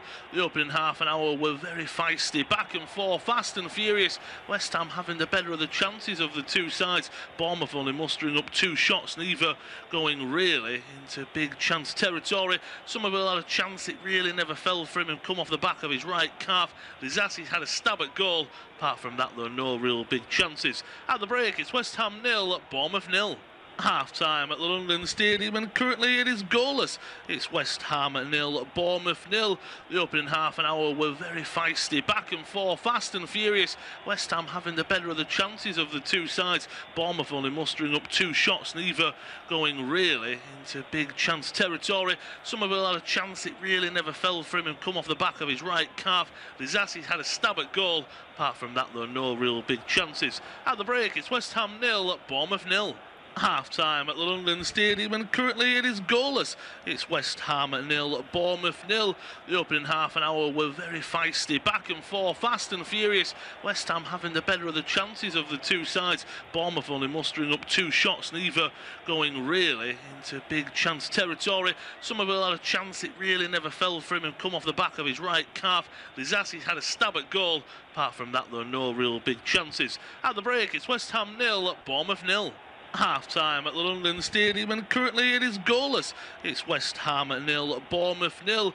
The opening half an hour were very feisty, back and forth, fast and furious. West Ham having the better of the chances of the two sides. Bournemouth only mustering up 2 shots, neither going really into big chance territory. Somerville had a chance, it really never fell for him and come off the back of his right calf. Lizassi had a stab at goal. Apart from that, though, no real big chances. At the break, it's West Ham 0, Bournemouth 0.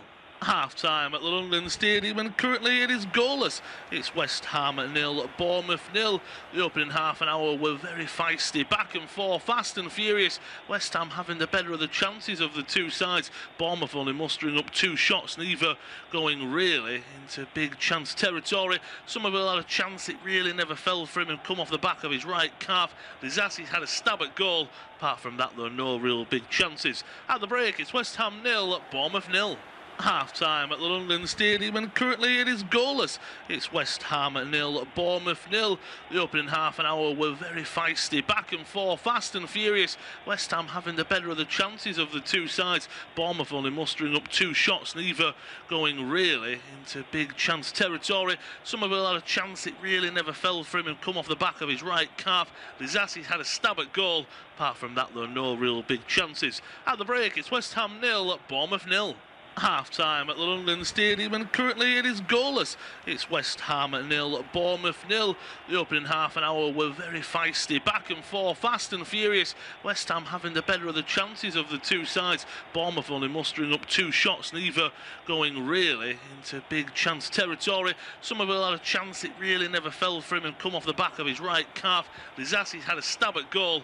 Apart from that, though, no real big chances. At the break, it's West Ham 0, Bournemouth 0. Half-time at the London Stadium, and currently it is goalless. It's West Ham 0, Bournemouth 0. The opening half an hour were very feisty, back and forth, fast and furious. West Ham having the better of the chances of the two sides. Bournemouth only mustering up 2 shots, neither going really into big chance territory. Somerville had a chance, it really never fell for him and come off the back of his right calf. Lizassi had a stab at goal. Apart from that, though, no real big chances. At the break, it's West Ham 0, Bournemouth 0. Half-time at the London Stadium, and currently it is goalless.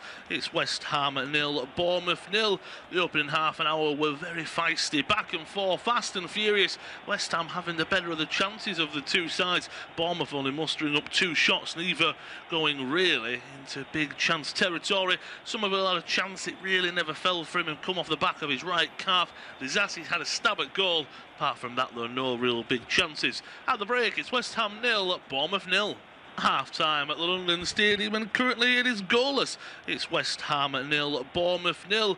The opening half an hour were very feisty, back and forth, fast and furious. West Ham having the better of the chances of the two sides. Bournemouth only mustering up 2 shots, neither going really into big chance territory. Somerville had a chance, it really never fell for him and come off the back of his right calf. Lizassi had a stab at goal. Apart from that, though, no real big chances. At the break, it's West Ham 0, Bournemouth 0. Half-time at the London Stadium, and currently it is goalless. It's West Ham 0, Bournemouth 0. The opening half an hour were very feisty, back and forth, fast and furious. West Ham having the better of the chances of the two sides. Bournemouth only mustering up 2 shots, neither going really into big chance territory. Somerville had a chance, it really never fell for him and come off the back of his right calf. Lizassi had a stab at goal. Apart from that, though, no real big chances. At the break, it's West Ham 0, Bournemouth 0. Half-time at the London Stadium, and currently it is goalless. It's West Ham 0, Bournemouth 0. The opening half an hour were very feisty, back and forth, fast and furious. West Ham having the better of the chances of the two sides. Bournemouth only mustering up 2 shots, neither going really into big chance territory. Somerville had a chance, it really never fell for him and come off the back of his right calf. Lizassi had a stab at goal. Apart from that, though, no real big chances. At the break, it's West Ham 0, Bournemouth 0. half-time at the London Stadium, and currently it is goalless. It's West Ham 0, Bournemouth 0. The opening half an hour were very feisty, back and forth, fast and furious. West Ham having the better of the chances of the two sides.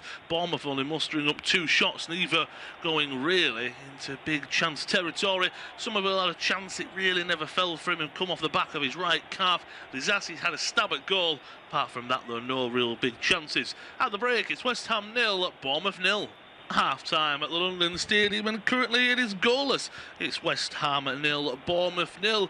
The opening half an hour were very feisty, back and forth, fast and furious. West Ham having the better of the chances of the two sides. Bournemouth only mustering up 2 shots, neither going really into big chance territory. Somerville had a chance, it really never fell for him and come off the back of his right calf. Lizassi had a stab at goal. Apart from that, though, no real big chances. At the break, it's West Ham 0, Bournemouth 0. Half-time at the London Stadium, and currently it is goalless. It's West Ham 0, Bournemouth 0. The opening half an hour were very feisty, back and forth, fast and furious. West Ham having the better of the chances of the two sides. Bournemouth only mustering up 2 shots, neither going really into big chance territory. Somerville had a chance, it really never fell for him and come off the back of his right calf. Lizassi had a stab at goal. Apart from that, though, no real big chances. At the break, it's West Ham 0, Bournemouth 0. Half-time at the London Stadium, and currently it is goalless. It's West Ham 0, Bournemouth 0. The opening half an hour were very feisty, back and forth, fast and furious. West Ham having the better of the chances of the two sides. Bournemouth only mustering up 2 shots, neither going really into big chance territory. Somerville had a chance, it really never fell for him and come off the back of his right calf. Lizassi had a stab at goal. Apart from that, though, no real big chances. At the break, it's West Ham 0, Bournemouth 0. Half-time at the London Stadium, and currently it is goalless. It's West Ham 0, Bournemouth 0. The opening half an hour were very feisty, back and forth, fast and furious. West Ham having the better of the chances of the two sides. Bournemouth only mustering up 2 shots, neither going really into big chance territory. Somerville had a chance, it really never fell for him and come off the back of his right calf. Lizassi had a stab at goal. Apart from that, though, no real big chances. At the break, it's West Ham 0, Bournemouth 0. Half-time at the London Stadium, and currently it is goalless. It's West Ham 0, Bournemouth 0. The opening half an hour were very feisty, back and forth, fast and furious. West Ham having the better of the chances of the two sides. Bournemouth only mustering up 2 shots, neither going really into big chance territory. Somerville had a chance, it really never fell for him and come off the back of his right calf. Lizassi had a stab at goal. Apart from that, though, no real big chances. At the break, it's West Ham 0, Bournemouth 0. Half-time at the London Stadium, and currently it is goalless. It's West Ham 0, Bournemouth 0. The opening half an hour were very feisty, back and forth, fast and furious. West Ham having the better of the chances of the two sides. Bournemouth only mustering up 2 shots, neither going really into big chance territory. Somerville had a chance, it really never fell for him and come off the back of his right calf. Lizassi had a stab at goal. Apart from that, though, no real big chances. At the break, it's West Ham 0, Bournemouth 0. Half-time at the London Stadium, and currently it is goalless. It's West Ham 0, Bournemouth 0. The opening half an hour were very feisty, back and forth, fast and furious. West Ham having the better of the chances of the two sides. Bournemouth only mustering up 2 shots, neither going really into big chance territory. Somerville had a chance, it really never fell for him and come off the back of his right calf. Lizassi had a stab at goal. Apart from that, though, no real big chances. At the break, it's West Ham 0, Bournemouth 0. Half-time at the London Stadium, and currently it is goalless. It's West Ham 0, Bournemouth 0. The opening half an hour were very feisty, back and forth, fast and furious. West Ham having the better of the chances of the two sides. Bournemouth only mustering up 2 shots, neither going really into big chance territory. Somerville had a chance, it really never fell for him and come off the back of his right calf. Lizassi had a stab at goal. Apart from that, though, no real big chances. At the break, it's West Ham 0, Bournemouth 0. Half-time at the London Stadium, and currently it is goalless. It's West Ham 0, Bournemouth 0.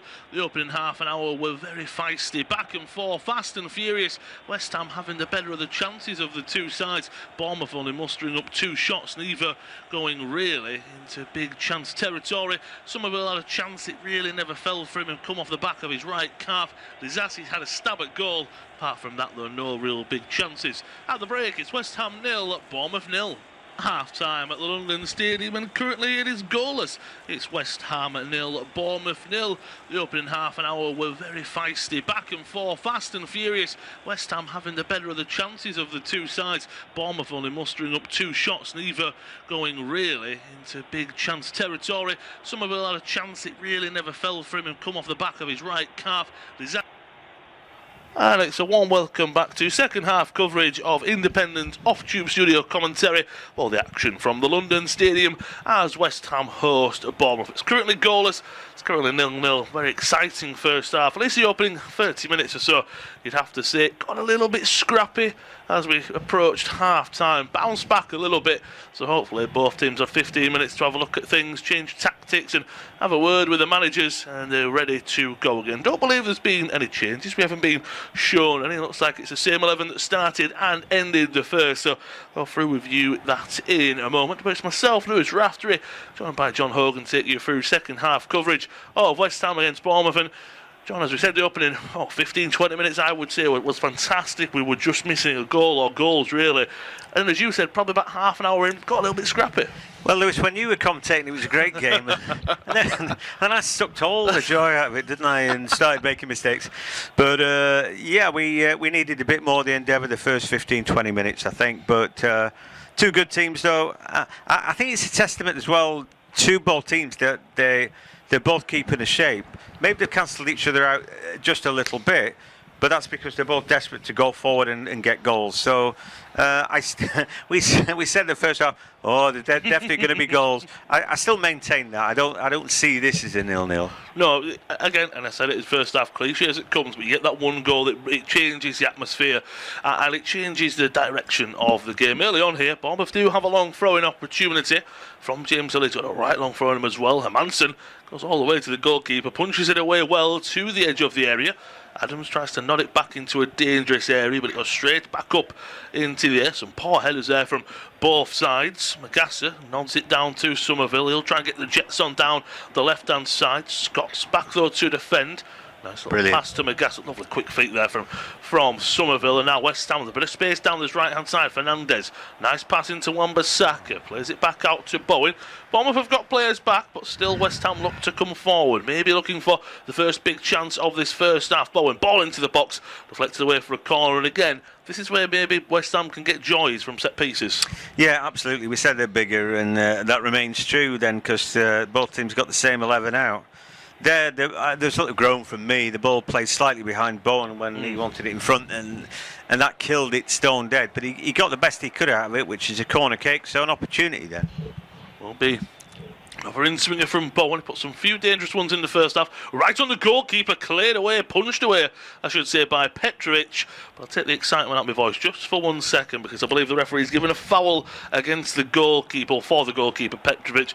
Mavropanos has stayed down on the line. I think it was just a coming together. He might have taken a real sore one. The Bournemouth players are asking for the medical staff to come on. I was watching it back now. Mavropanos, he gets, I'm not exactly How on earth sure. did he get injured from where he was? He was stood up, and then the referee blows his whistle. So how on earth has he got injured out of that? He went for the ball. The ball flew over his head. He's on his feet at that point behind the goal. How then does he get injured? Yeah. The camera didn't roll on it because it followed the ball, so we haven't got a clue how this happened. Like you said, that's what I mean. We're looking at each other just with confusement on our face, because that's my usual look though. Yeah. Lewis.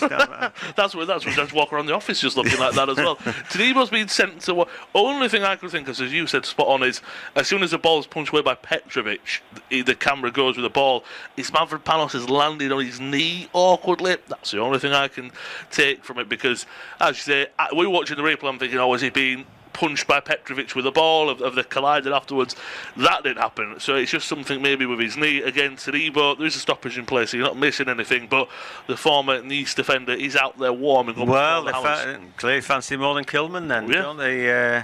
Jean-Claude Todibo, who when he first arrived, they're saying they really struggled to get him fit, didn't they? And he didn't ever seem to last 90 minutes, but I'm not sure that I wouldn't have either of him or Kilman in front of Mavropanos. Anyway, he's up, but he's not looking good, is he? No, he's walking quite gingerly. It's his right knee that he's holding. Again, we're yet to see a real replay, for example, him landing on his right knee. He's very gingerly. If it's a very, very serious injury, they wouldn't allow him to be walking off, so I don't think it's a serious one. Might be more of a stinger, but again, at least with how our cameras were so focused on Taribo, you'd have thought that's Mavropanos' game done and dusted. Well, they've got one sub just in case, don't they? But it looks like he'd be all right. He's moving a little bit more easily now. You don't know, do you? I mean, he was down there. Even the Bournemouth players were very worried about him at the point. Called the physio straight on, didn't they? But he might be able to run it off. It looked to me like that it might have been a head collision with, again, as you said, with the Bournemouth players really quickly asking for the medical staff, but back underway. So West Ham are down to 10, at least for the moment. As John said, it looks like Mavropanos will be more than okay to continue, but again, as I say, 10 men down at the moment are the Hammers. Bournemouth have it on the left-hand side with Truffert. They've had more of the ball in the game, just a tad under 60%, but West Ham, you'd say, have been maybe more effective and efficient with their shots. 9 shots, 2 on target, whereas Bournemouth 2 shots, 2 on target, but they've both been from way outside the area, so nothing really of big chances or big opportunities for the Cherries. I'd say, again, not too many big chances happen in the sense, but looking at the stats, you'd think there were the biggest chance in terms of XG was the one where it was a lovely from Tati, swung one into the box for Somerville, and it came off the back of his right calf, didn't he? Never really caught it well.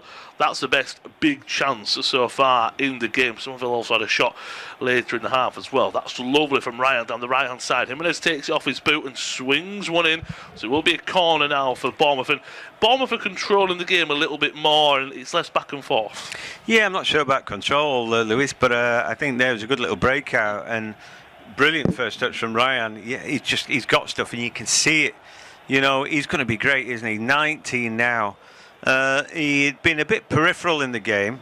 Looks like rain's coming down, doesn't it, at the London Stadium? But anyway, here's a corner kick for the Cherries. Will be in swinger to the edge of here, and my word, we've seen some poor set pieces this season. That will rank right up there. Bournemouth now tracking back. I've got a feel as Adams then brings Somerville down and West Ham get a free kick just inside the Bournemouth half. You know, on any chalkboard, in any coach's thing, it's the idea that you pass to the opposition from your corner kick is an unusual one. We'll catch them unawares by passing to them. And then Somerville, is he brought down by Adams? He just catches the back of his heel. And it's a sore one, that. Yeah, it's nothing malicious, but Spawn will be a bit sore for Somerville. They didn't roll around 20 times like Alex Scott did earlier, though, so I can appreciate that a little bit more. He didn't scream IE, and then maybe the lack of scream there meant the referee didn't have to yellow card Tyler Adams, and he should have done. Yeah, that definitely was a yellow card for me. I'd have to. It's also a yellow card for the foul, and also you could say maybe from stopping the counter point of view as well would be an added one as well. Ball is whipped in, falls on the edge for Magassa, doesn't strike it sweetly.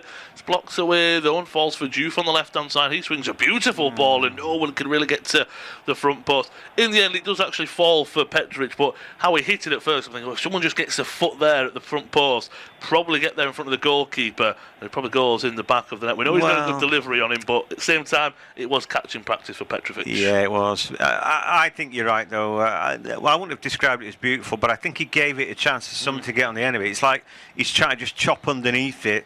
You know, as Scott makes some ground, and he's won a throw in parallel with the edge of the area.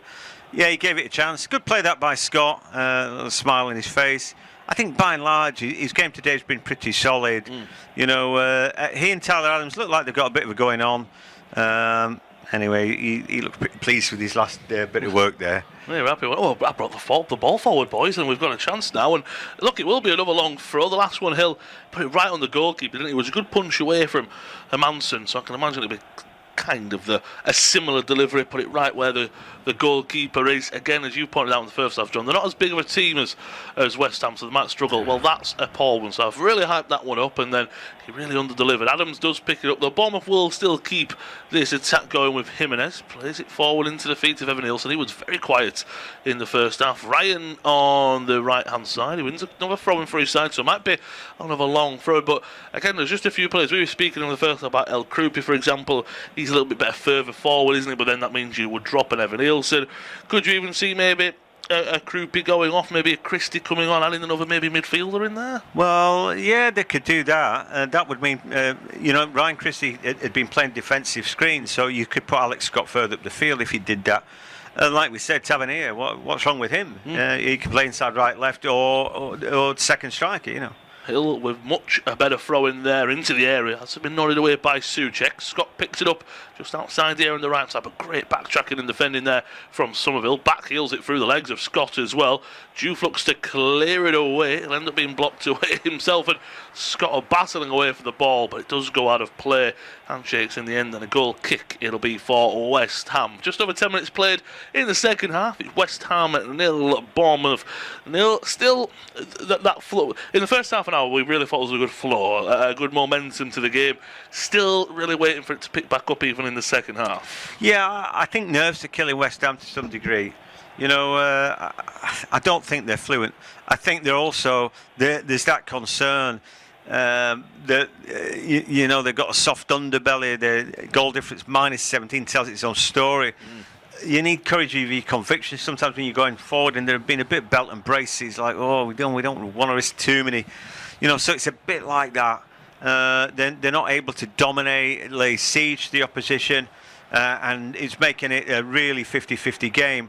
Whoever scores first, might end up winning the game. But I'm still pretty certain we're going to get a goal. But time keeps rolling. I can keep saying the same thing, but it doesn't make it true, does it? Yeah, unfortunately, time might become the enemy for us in that point of view, as it is still goals. But here come West Ham looking to make a difference with that. Juve into the penalty area. Magassa on the edge, looks to play it to the right to Souček. Got an overlapping run from Wan-Bissaka. Ball into the box, looking for the head of Bowen. It's headed away by Senesi. Back to the former Red Devil full-back in Wan-Bissaka. Lovely pass there with Souček. He gets a 1-2 as well. Now down the line for Souček, over hit. But he makes Adams work for it, and he clears it away. Does the American midfielder to clear it for a throw-in. Quickly taken by Wan-Bissaka. Now maybe West Ham this way, they can get the foot on the ball and knock it around and maybe up that intensity and up the tempo a little bit. Disasi, Mavropanos, Bournemouth are very deep at the moment. Fernandez looking for a ball to unlock the defence. It won't be that one. That was poor. Truffaut will just clear his lines. Happy to get the ball forward. This is better though. Krupi into Evan Nielsen. Well, we spoke about they need to get further together if they're going to link up. They were much closer together that time, but then West Ham get the bodies back and Bournemouth do slow it down. Senesi, that's a lovely ball into Krupi. Out to the right to Adley. He was probably the best of the forward players for Bournemouth in the first half. And I say that just because the other three weren't really at the races, you'd have to say. Adley on the left-hand side. Sorry, ball into Krupi. Could read that a mile off. It was good play by Fernandez to read it, but you could see that coming a mile away. Bowen trying to drive forward, and he gives away a throw-in. You dared saying something nice about Adley, and you knew from the moment that issued from your lips that he was going to give the ball away. They just need to do that a little bit better. Krupi off the ball, but at least he found his teammate with his pass there, which is something that he didn't really do the first half. They're still a bit disjointed. They've got these young kids, one or two having good games, but they've an offside now, an obvious one on Krupi, trying to spin into a gap. The game's still going end to end, though. Yeah, it's a bit more open in the last few moments, isn't it? Juve has it, and he boots it long. So again, a lot of just direct balls into the feet of the forwards, and then either the keeper or the door. Jimenez out to the right side to Ryan. Looks for a 1-2 of Evan Nielsen. Was that last off the Brazilian winger? Looks like it. And it won't be a throw-in on the left-hand side for West Ham. Again, though, we speak about goals being changed. We're seeing a couple of the benches now for both sides. It could be substitutes, because, for example, a Tavernier comes on, he changes the game. Callum Wilson comes on, changes the game. It might be that we're waiting for goals. They could come from the bench. Yeah, they're definitely fresh legs running against these guys. Weirdly, neither defence really has been tested, have they? Disasi and Mavropanos, do you remember them being run out? Not really, because Evan Nielsen's had no service today. So that's it. Both strikers actually need to get a little bit more. There's no need for Bournemouth to be nervous. But I think it's like contagious. It's going around the whole stadium. The longer it goes for West Ham as well, it's like, we needed 3 points. They're at home. Bournemouth are a team they should have in their sights. If they can win it, all of a sudden, again, the great escape is on. You look at the table, you look at how close Forest and Tottenham indeed are. You drag Leeds back into the schmozzle. Nobody's going to give Crystal Palace an easy passage. But West Ham have to keep winning their games. No, I think you're spot on there. And Bournemouth as well. Brentford lost 2-0 to Brighton this afternoon, so they would have the opportunity to go level on points with them. Ball forward, great tackle from Wan-Bissaka there. That's what he's best. I think he's quite good going forward, quite underrated. But my word, defensively, I think he's absolutely spot on. Great tackle there from Adley. Space opens up. Here's to check back out to Wan-Bissaka on the right hand side. Dinks a ball forward for Magassa. Good first touch, but he went to the right. Senesi has to clear his lines, and that's where it just opened up there for West Ham. Well, they must have got a message out then, because look at the numbers forward. You know, Magassa's up there, Castellanos in the frame as well. You know, we've not seen much of Magassa going forward. Normally in that holding role. His first touch just let him down, didn't it? Just a little bit.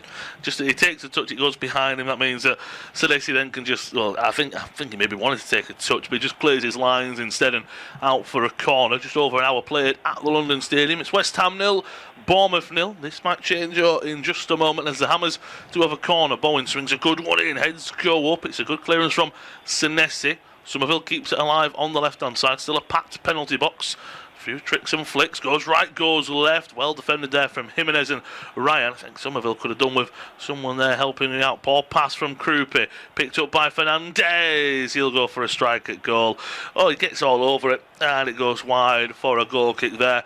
Again, though, Somerville looks very lively. Again, Krupe just, again, because they're so young, which you point out, you're going to get these inconsistencies out you with Ryan, with Krupe, that they're not going to always be these hitting the heights every game, because they're still learning, still adapting, and this is like what's one of the meetings to me where, again, they're just not really hitting those heights.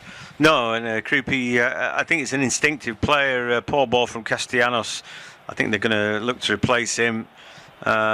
He's not had much impact in the game, has he? But these guys like Krupe, I mean, I think he's a great finisher. I think he's a great instinctive player.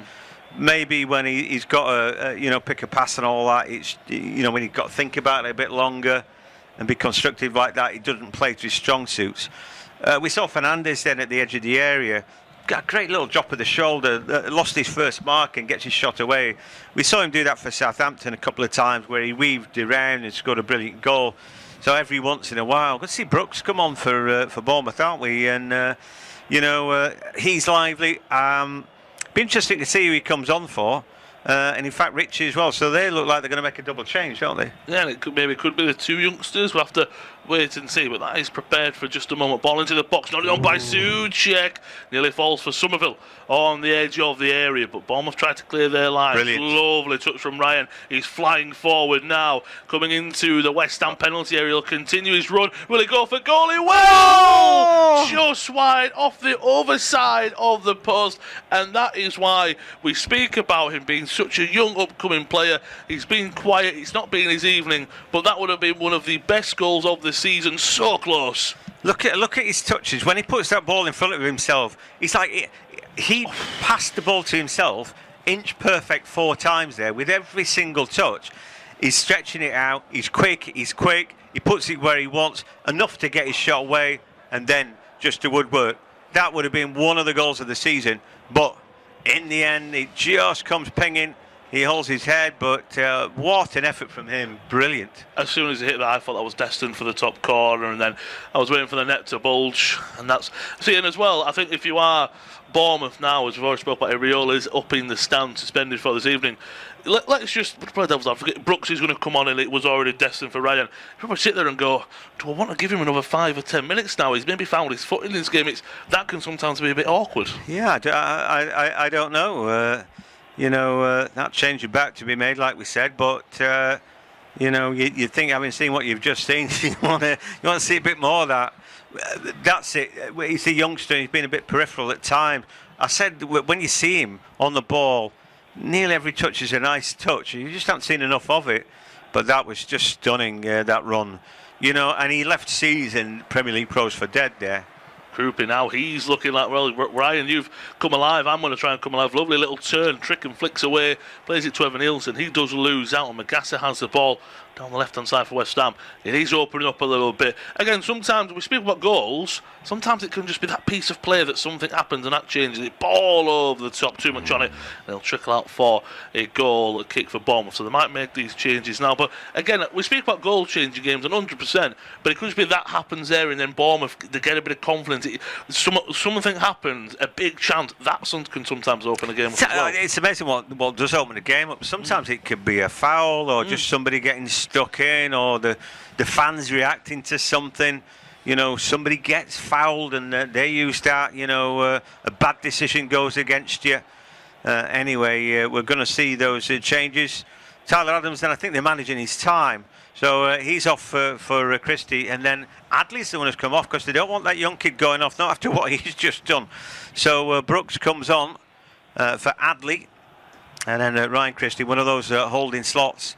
So that makes sense. Just managing game time. I think Tyler Adams played really well. No, I think he was fantastic. Just that ball winner of the two, Scott being given maybe the opportunity to go a bit further forward and play with the ball. But again, I'm not sitting here saying that Adley for Brooks wasn't 5 minutes ago the change. But there's a possibility. I look at what Ryan did there, and I'd have maybe took him off just because he's a young player, not really hitting the heights. And you go, yeah, we can't, as you said, we can't take him off after something like that, because again, that could be a bit of a confidence killer for him. As in, well, I've just done this. Why are you not keeping me on? Sometimes it could be that big tackle there from Hill. Yeah, well, I think you keep your best players on, and despite the fact he'd been a bit peripheral, he'd not gone out of the game. And every time that they played the ball to him, it's like, oh, he's a good touch. So he'd be thinking about, well, what have I done wrong?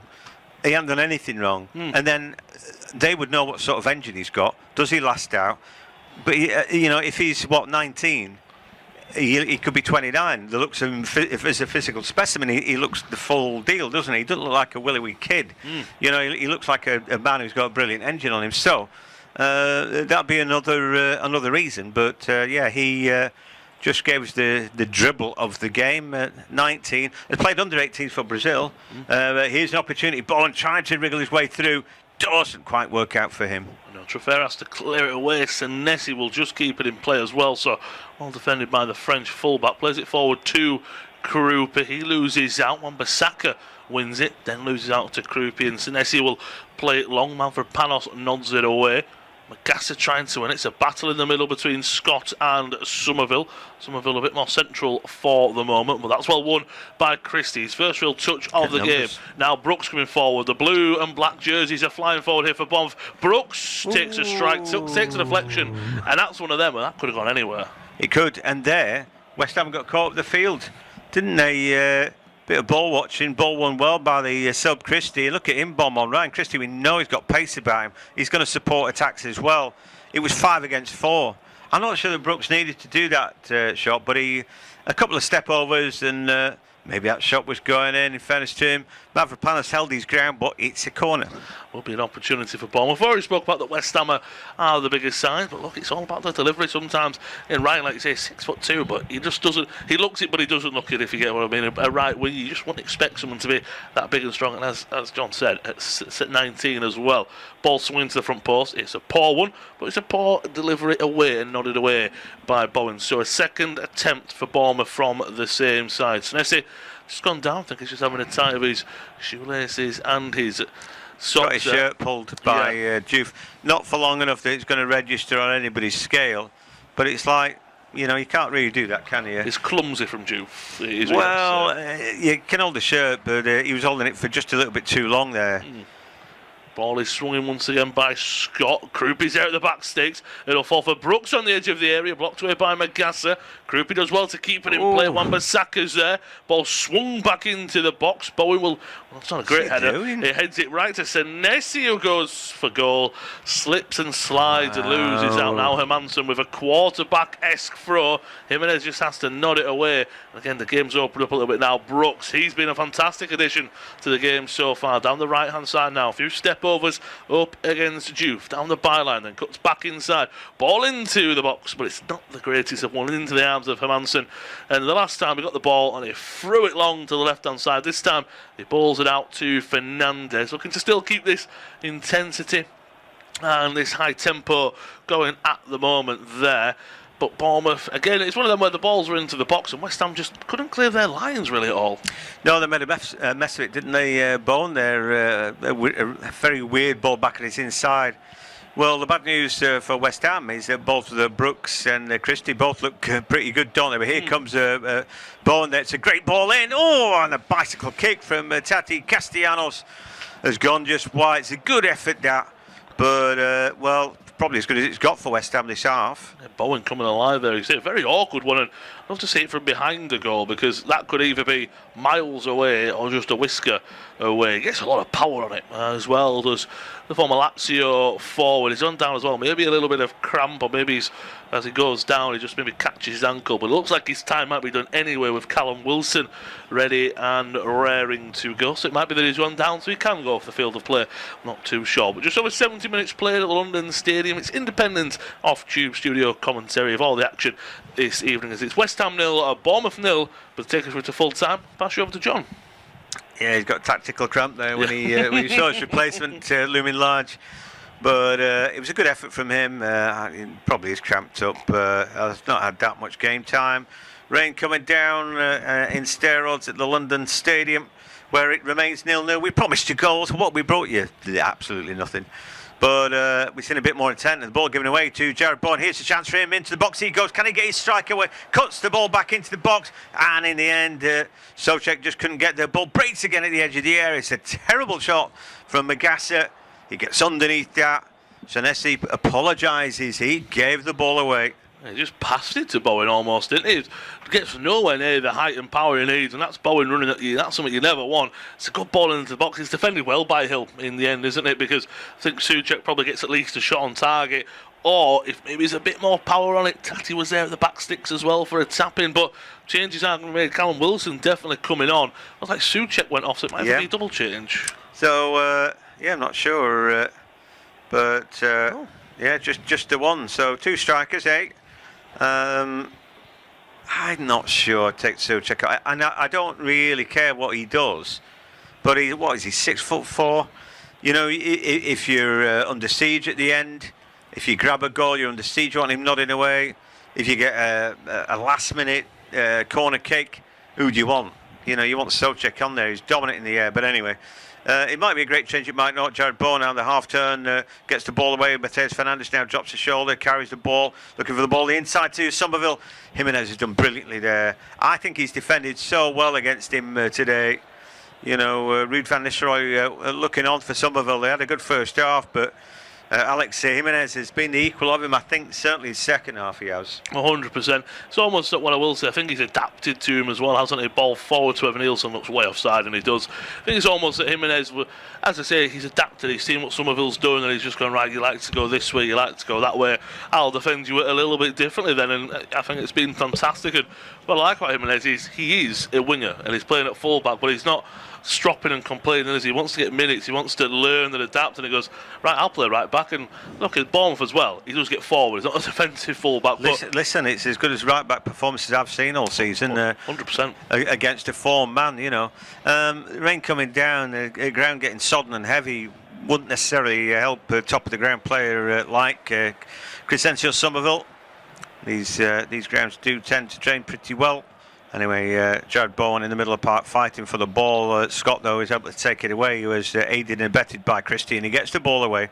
Left-hand side opportunity then for Brooks running into space. Ball left from Krupi. It's an opportunity, and a shot comes in. Well, I tell you what, the first touch killed it stone dead, really, from Rayan.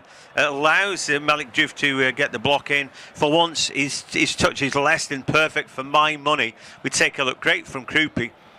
But that first touch just takes him into contact, doesn't it? He wants to just roll it, doesn't he? He rolls it and it goes straight, doesn't he? So he's great defending, as you say, from Diouf to get back, but he's helped out by the poor and heavy touch there from Ryan. But it does force a corner, and as you just spoke about with the weather, it could play havoc, couldn't it, with in terms of taking a slicker touch off the surface. Of maybe Ryan there, if it's a dry day, he takes a better touch. Maybe if it slips off his studs, that's what can play havoc with the weather, as you pointed out. Yeah, well, it's coming down steroids now, and it can make the ball really slippery, greasy for keepers handling. Callum Wilson just a shove. There's the ball comes in. Keeper's great punch from Hermansen, but he doesn't clear his lines. The ball just stabbed back in by Truefair, and then Brooks toe ends it in, but it'll be picked up again by Mads Hermansen, who actually hasn't had an awful lot to do.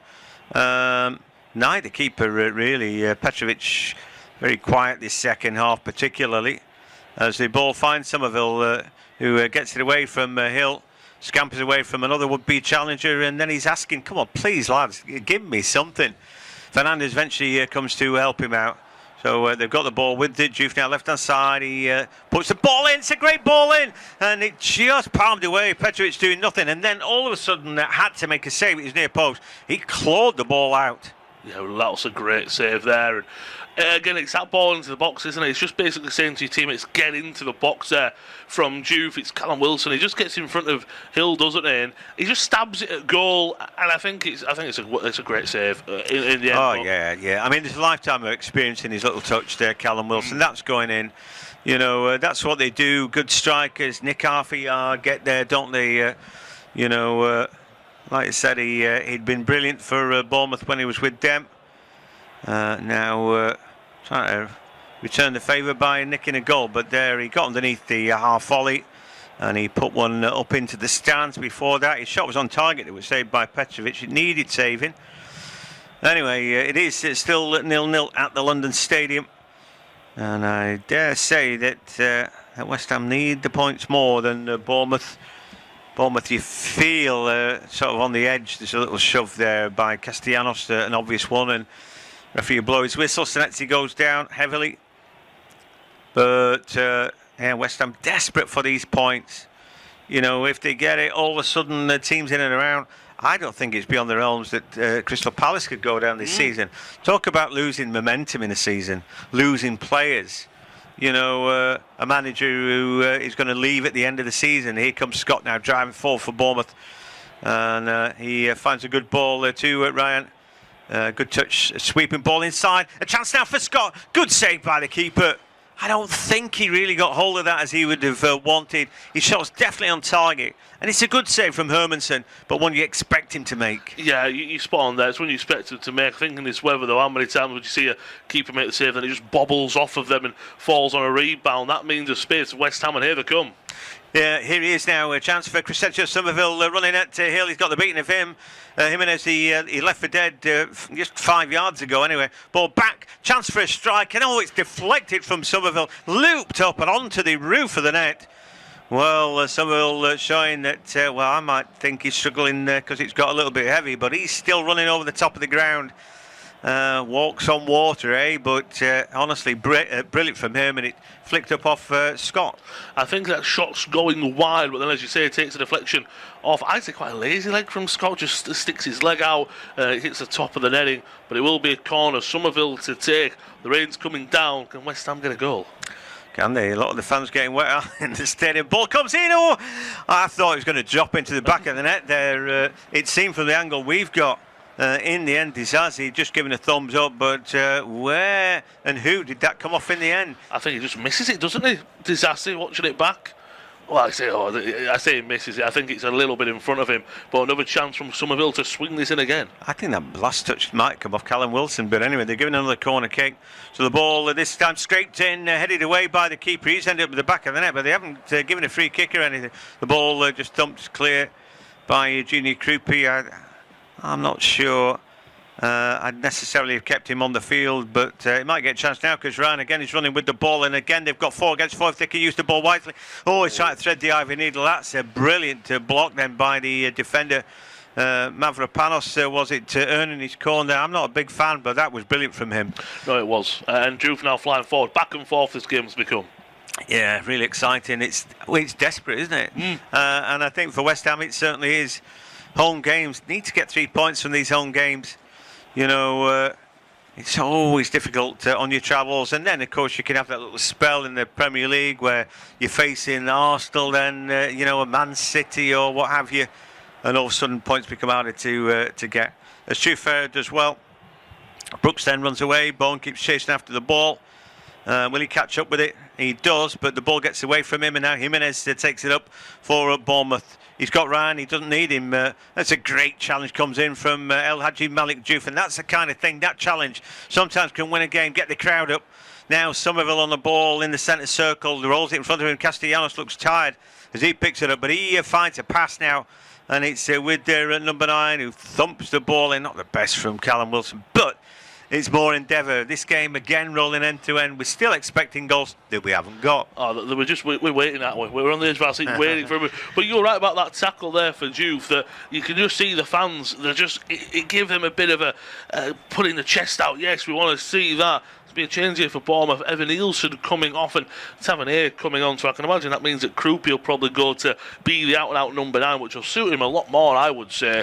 And probably just put Tavernier again, just as that with Brooks, Tavernier and Ryan, just that free in behind. Yeah, it's right, which tells you a lot about how the 19-year-old Ryan is doing out there.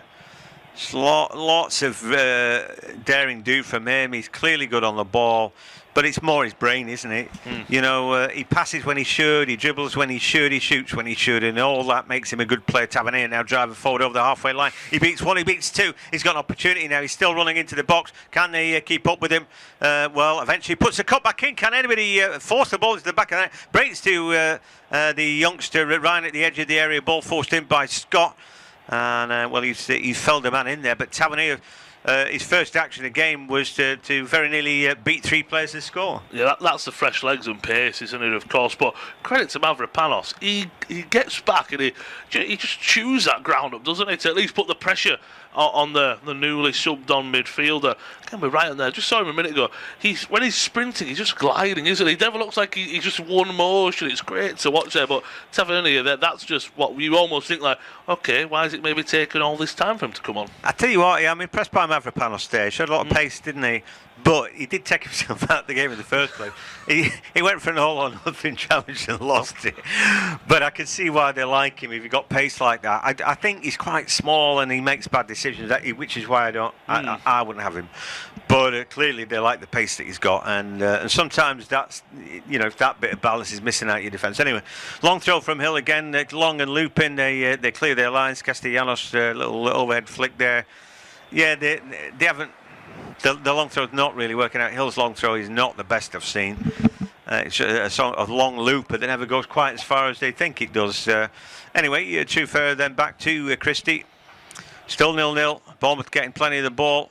Little touch into Scott. He's had a decent game. He straightens up. Ball out with his feet to Christie again. Think about the ball left to fair. Rolls his foot over it. The game's gone all cagey all of a sudden. And again, West Ham thinking, well, hang on, 1 point's better than none. So having a bit of defending to do. They've had their own moments, but nobody's been able to put the ball in the back of the net. I honestly didn't think this was going to be 0-0. It could have been anything, but sometimes an early goal gets it. But here, Tavernier's broken around the back again. Opportunity, cuts inside. But can he get the last touch? Then he gets his shot away. Mavropanos steps to block that one. A referee spotted something anyway. Maybe he's shoving the chest there. Tavernier's saying, well, it wasn't me. It was so lively since he's come on. Maybe Tavernier should have come on a while back. Yeah, that's the thing you're probably thinking is, you see this part and you go to Iriola, his coaching staff, could you have brought him on 10 minutes earlier? Could you when you brought Brooks on, he's been great as well, could you have brought maybe Tavernier on as well as a third substitution, because he would have been given more time to have an input on this game, and he just hasn't, unfortunately. But again, what inside 3 minutes, 4 minutes he's been on the field. He's been electric so far. Yeah, they just fouled his man there, but I think Magasser been bailed out by the referee. His pants seem to have fallen down, but anyway, it's only his pride that's hurt there. I feel that he was just strong. He's going off now. Sungu to Magasser. Mamadou Kante is coming on. So, change. I think he's played all right, Magasser. First time I saw him, I wasn't impressed. But I thought he's played all right today. He's very competitive in that middle part of the pitch. So Kante comes on, and so remains 0-0. I feel that West Ham as a package are a lot better than we'd seen them, but they just haven't been able to trouble Petrovic enough this second half. I feel that Bournemouth have been the better team, and on another day they might have grabbed a goal. I think there's slight imbalances in the Bournemouth team as well. Obviously, they wouldn't quite have expected to go after the season and then lose Semenyo. Here at Scott.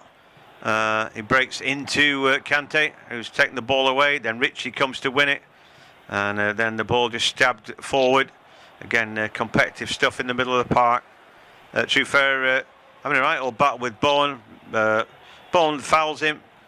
I think in fairness, Trufair was fouling him back, but first foul was Bowen, probably. Yeah, it looks like he maybe initiated it more than anything, and that's what the referee was more saying of. That's why I've given it. But what you just mentioned a few minutes ago, I think both sides are probably thinking, and maybe more West Ham, that a point at this point it is so vital compared to going for it.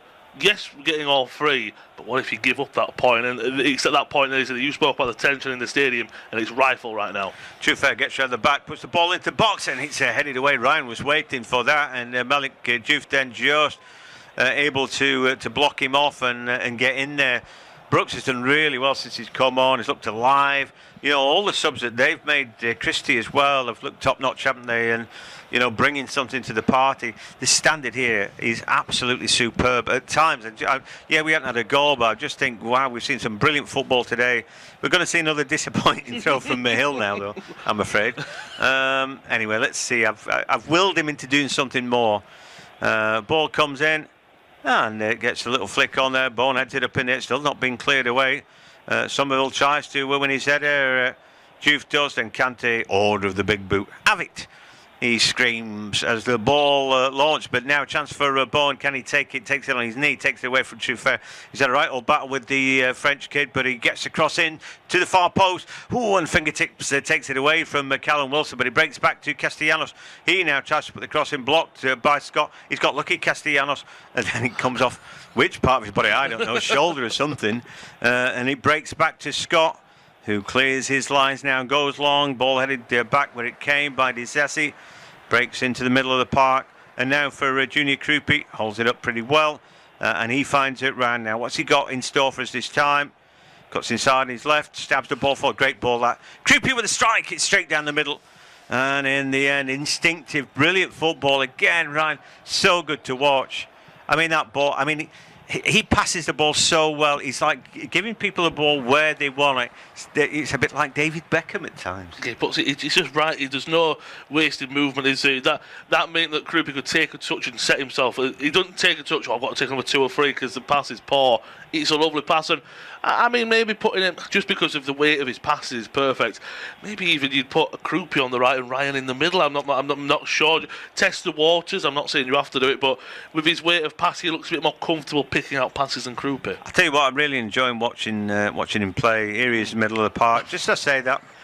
He's giving the ball away. Here comes Kante now driving forward, and could that be the pivotal part of the game? He keeps on going, galloping forward. Now finds Bowen at the edge of the area. He wants to get a strike away, but it's a sloppy pass. Somerville makes a bad pass good, and he's looking for a give and go now into the box. Take go, ball back to him. Can he get it out of his feet? He's still there fighting for it, and eventually Jimenez blocks it away. Wowee, Somerville so close there. It was scratchy, wasn't it, the give and goal, but he still nearly had a chance. Brilliant from Somerville. It's lovely. He just stabs it through to Wilson, and you can always see what Wilson wants to do. What I will say as well is, I know he's not got eyes in the back of his head. Tatai is right at the back sticks and he's wide open. If he could just flick it to Wilson's right, he's got a one-on-one, because Jimenez commits to come over to him a little bit too early.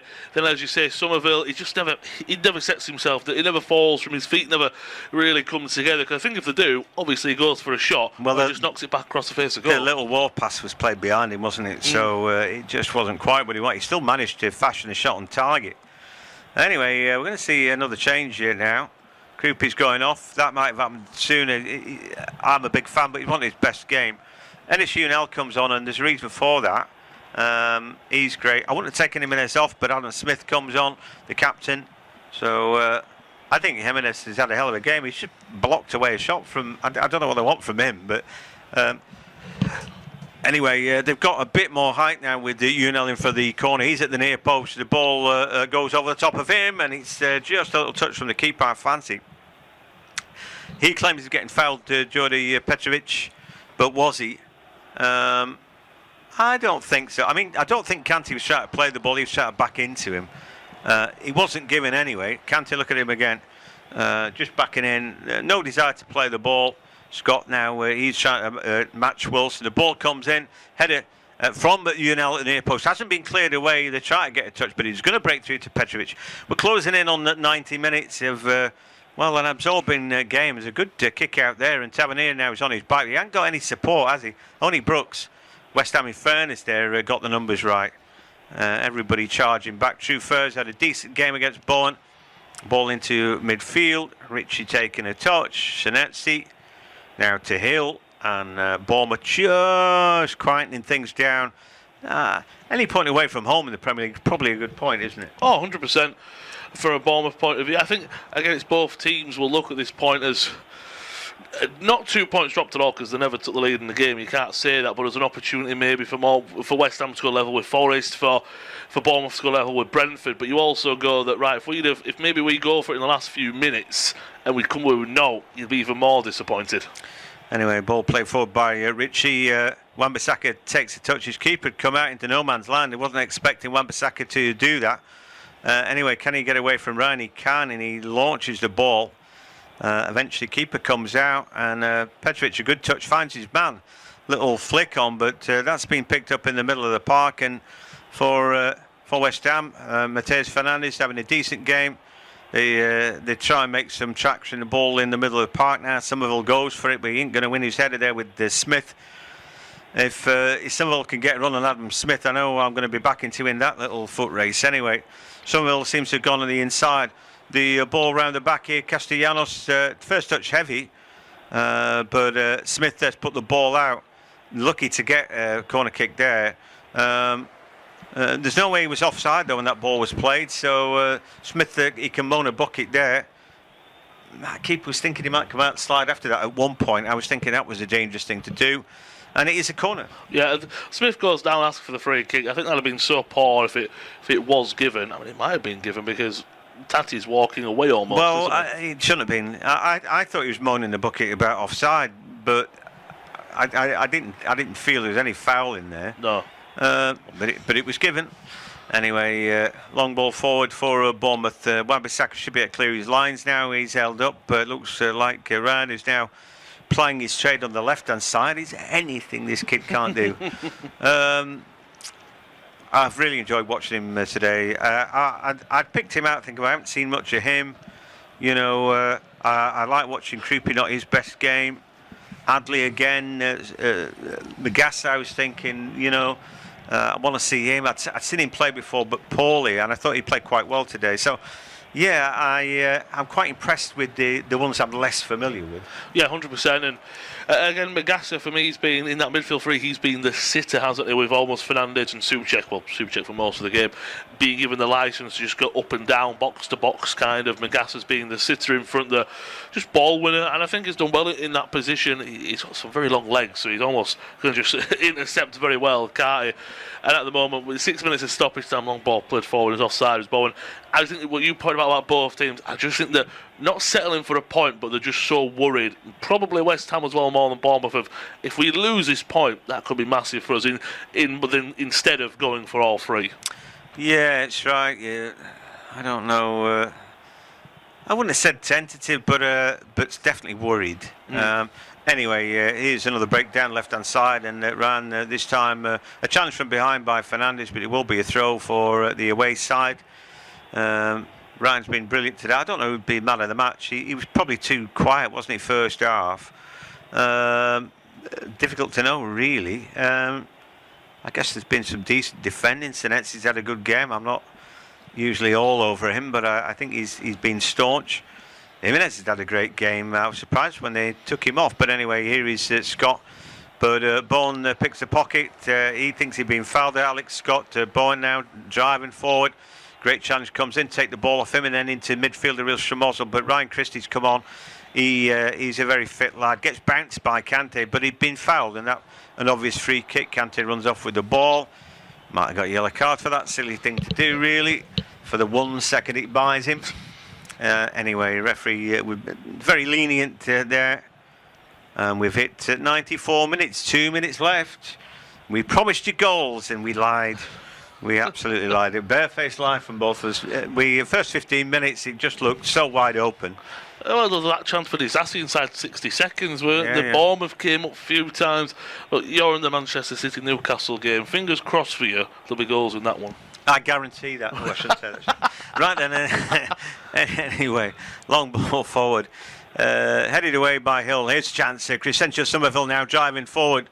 Bournemouth still got numbers back, but Bowen's peeling off to the right. Can he find him?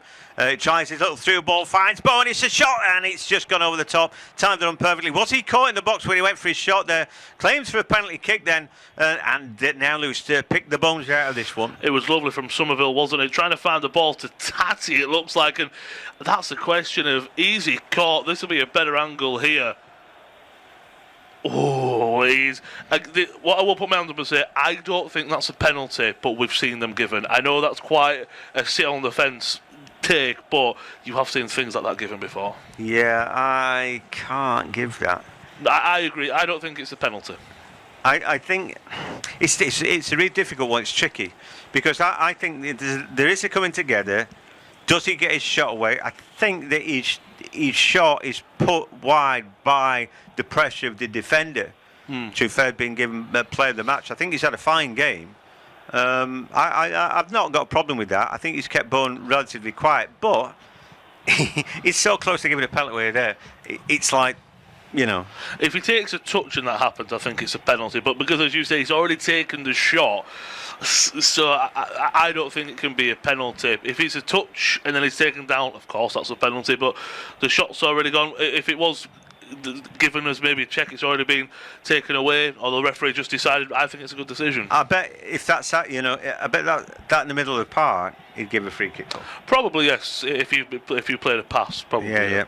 Anyway, he sort of got his shot away, and it sort of didn't work, and it makes it easy for the referee to make a no decision, and VAR not going to want to overturn that. They had 96 minutes on the clock. They'd only added 6 on. There'd only be dying embers. Going to be last hurrah here for Bournemouth. They've got a longish throw from James Hill. Can he get it right? Ball comes in. Defensive header away. Ball breaks to Scott. Referee blows his whistle. And the final scoreline then is West Ham United 0, Bournemouth 0. Thanks for joining us.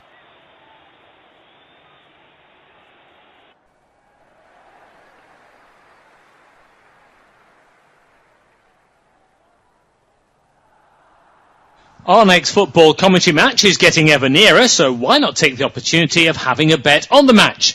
Whether you're interested in betting on the match result, the first player to score, the last scorer, correct score, double result, total goals market, handicap betting, or any other of our exciting market, it's fun to be involved.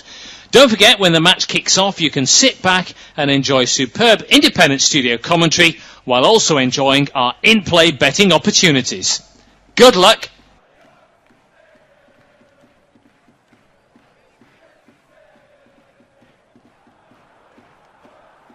Our next football commentary match is getting ever nearer, so why not take the opportunity of having a bet on the match? Whether you're interested in betting on the match result, the first player to score, the last scorer, correct score, double result, total goals market, handicap betting, or any other of our exciting market, it's fun to be involved. Don't forget, when the match kicks off, you can sit back and enjoy superb independent studio commentary while also enjoying our in-play betting opportunities. Good luck.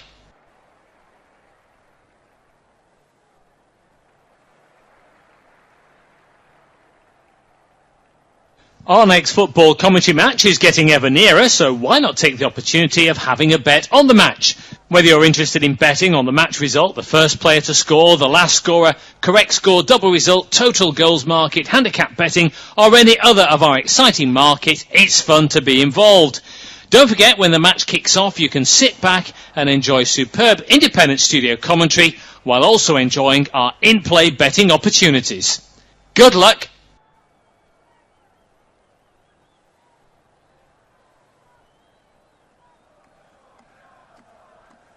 Our next football commentary match is getting ever nearer, so why not take the opportunity of having a bet on the match? Whether you're interested in betting on the match result, the first player to score, the last scorer, correct score, double result, total goals market, handicap betting, or any other of our exciting market, it's fun to be involved. Don't forget, when the match kicks off, you can sit back and enjoy superb independent studio commentary while also enjoying our in-play betting opportunities. Good luck.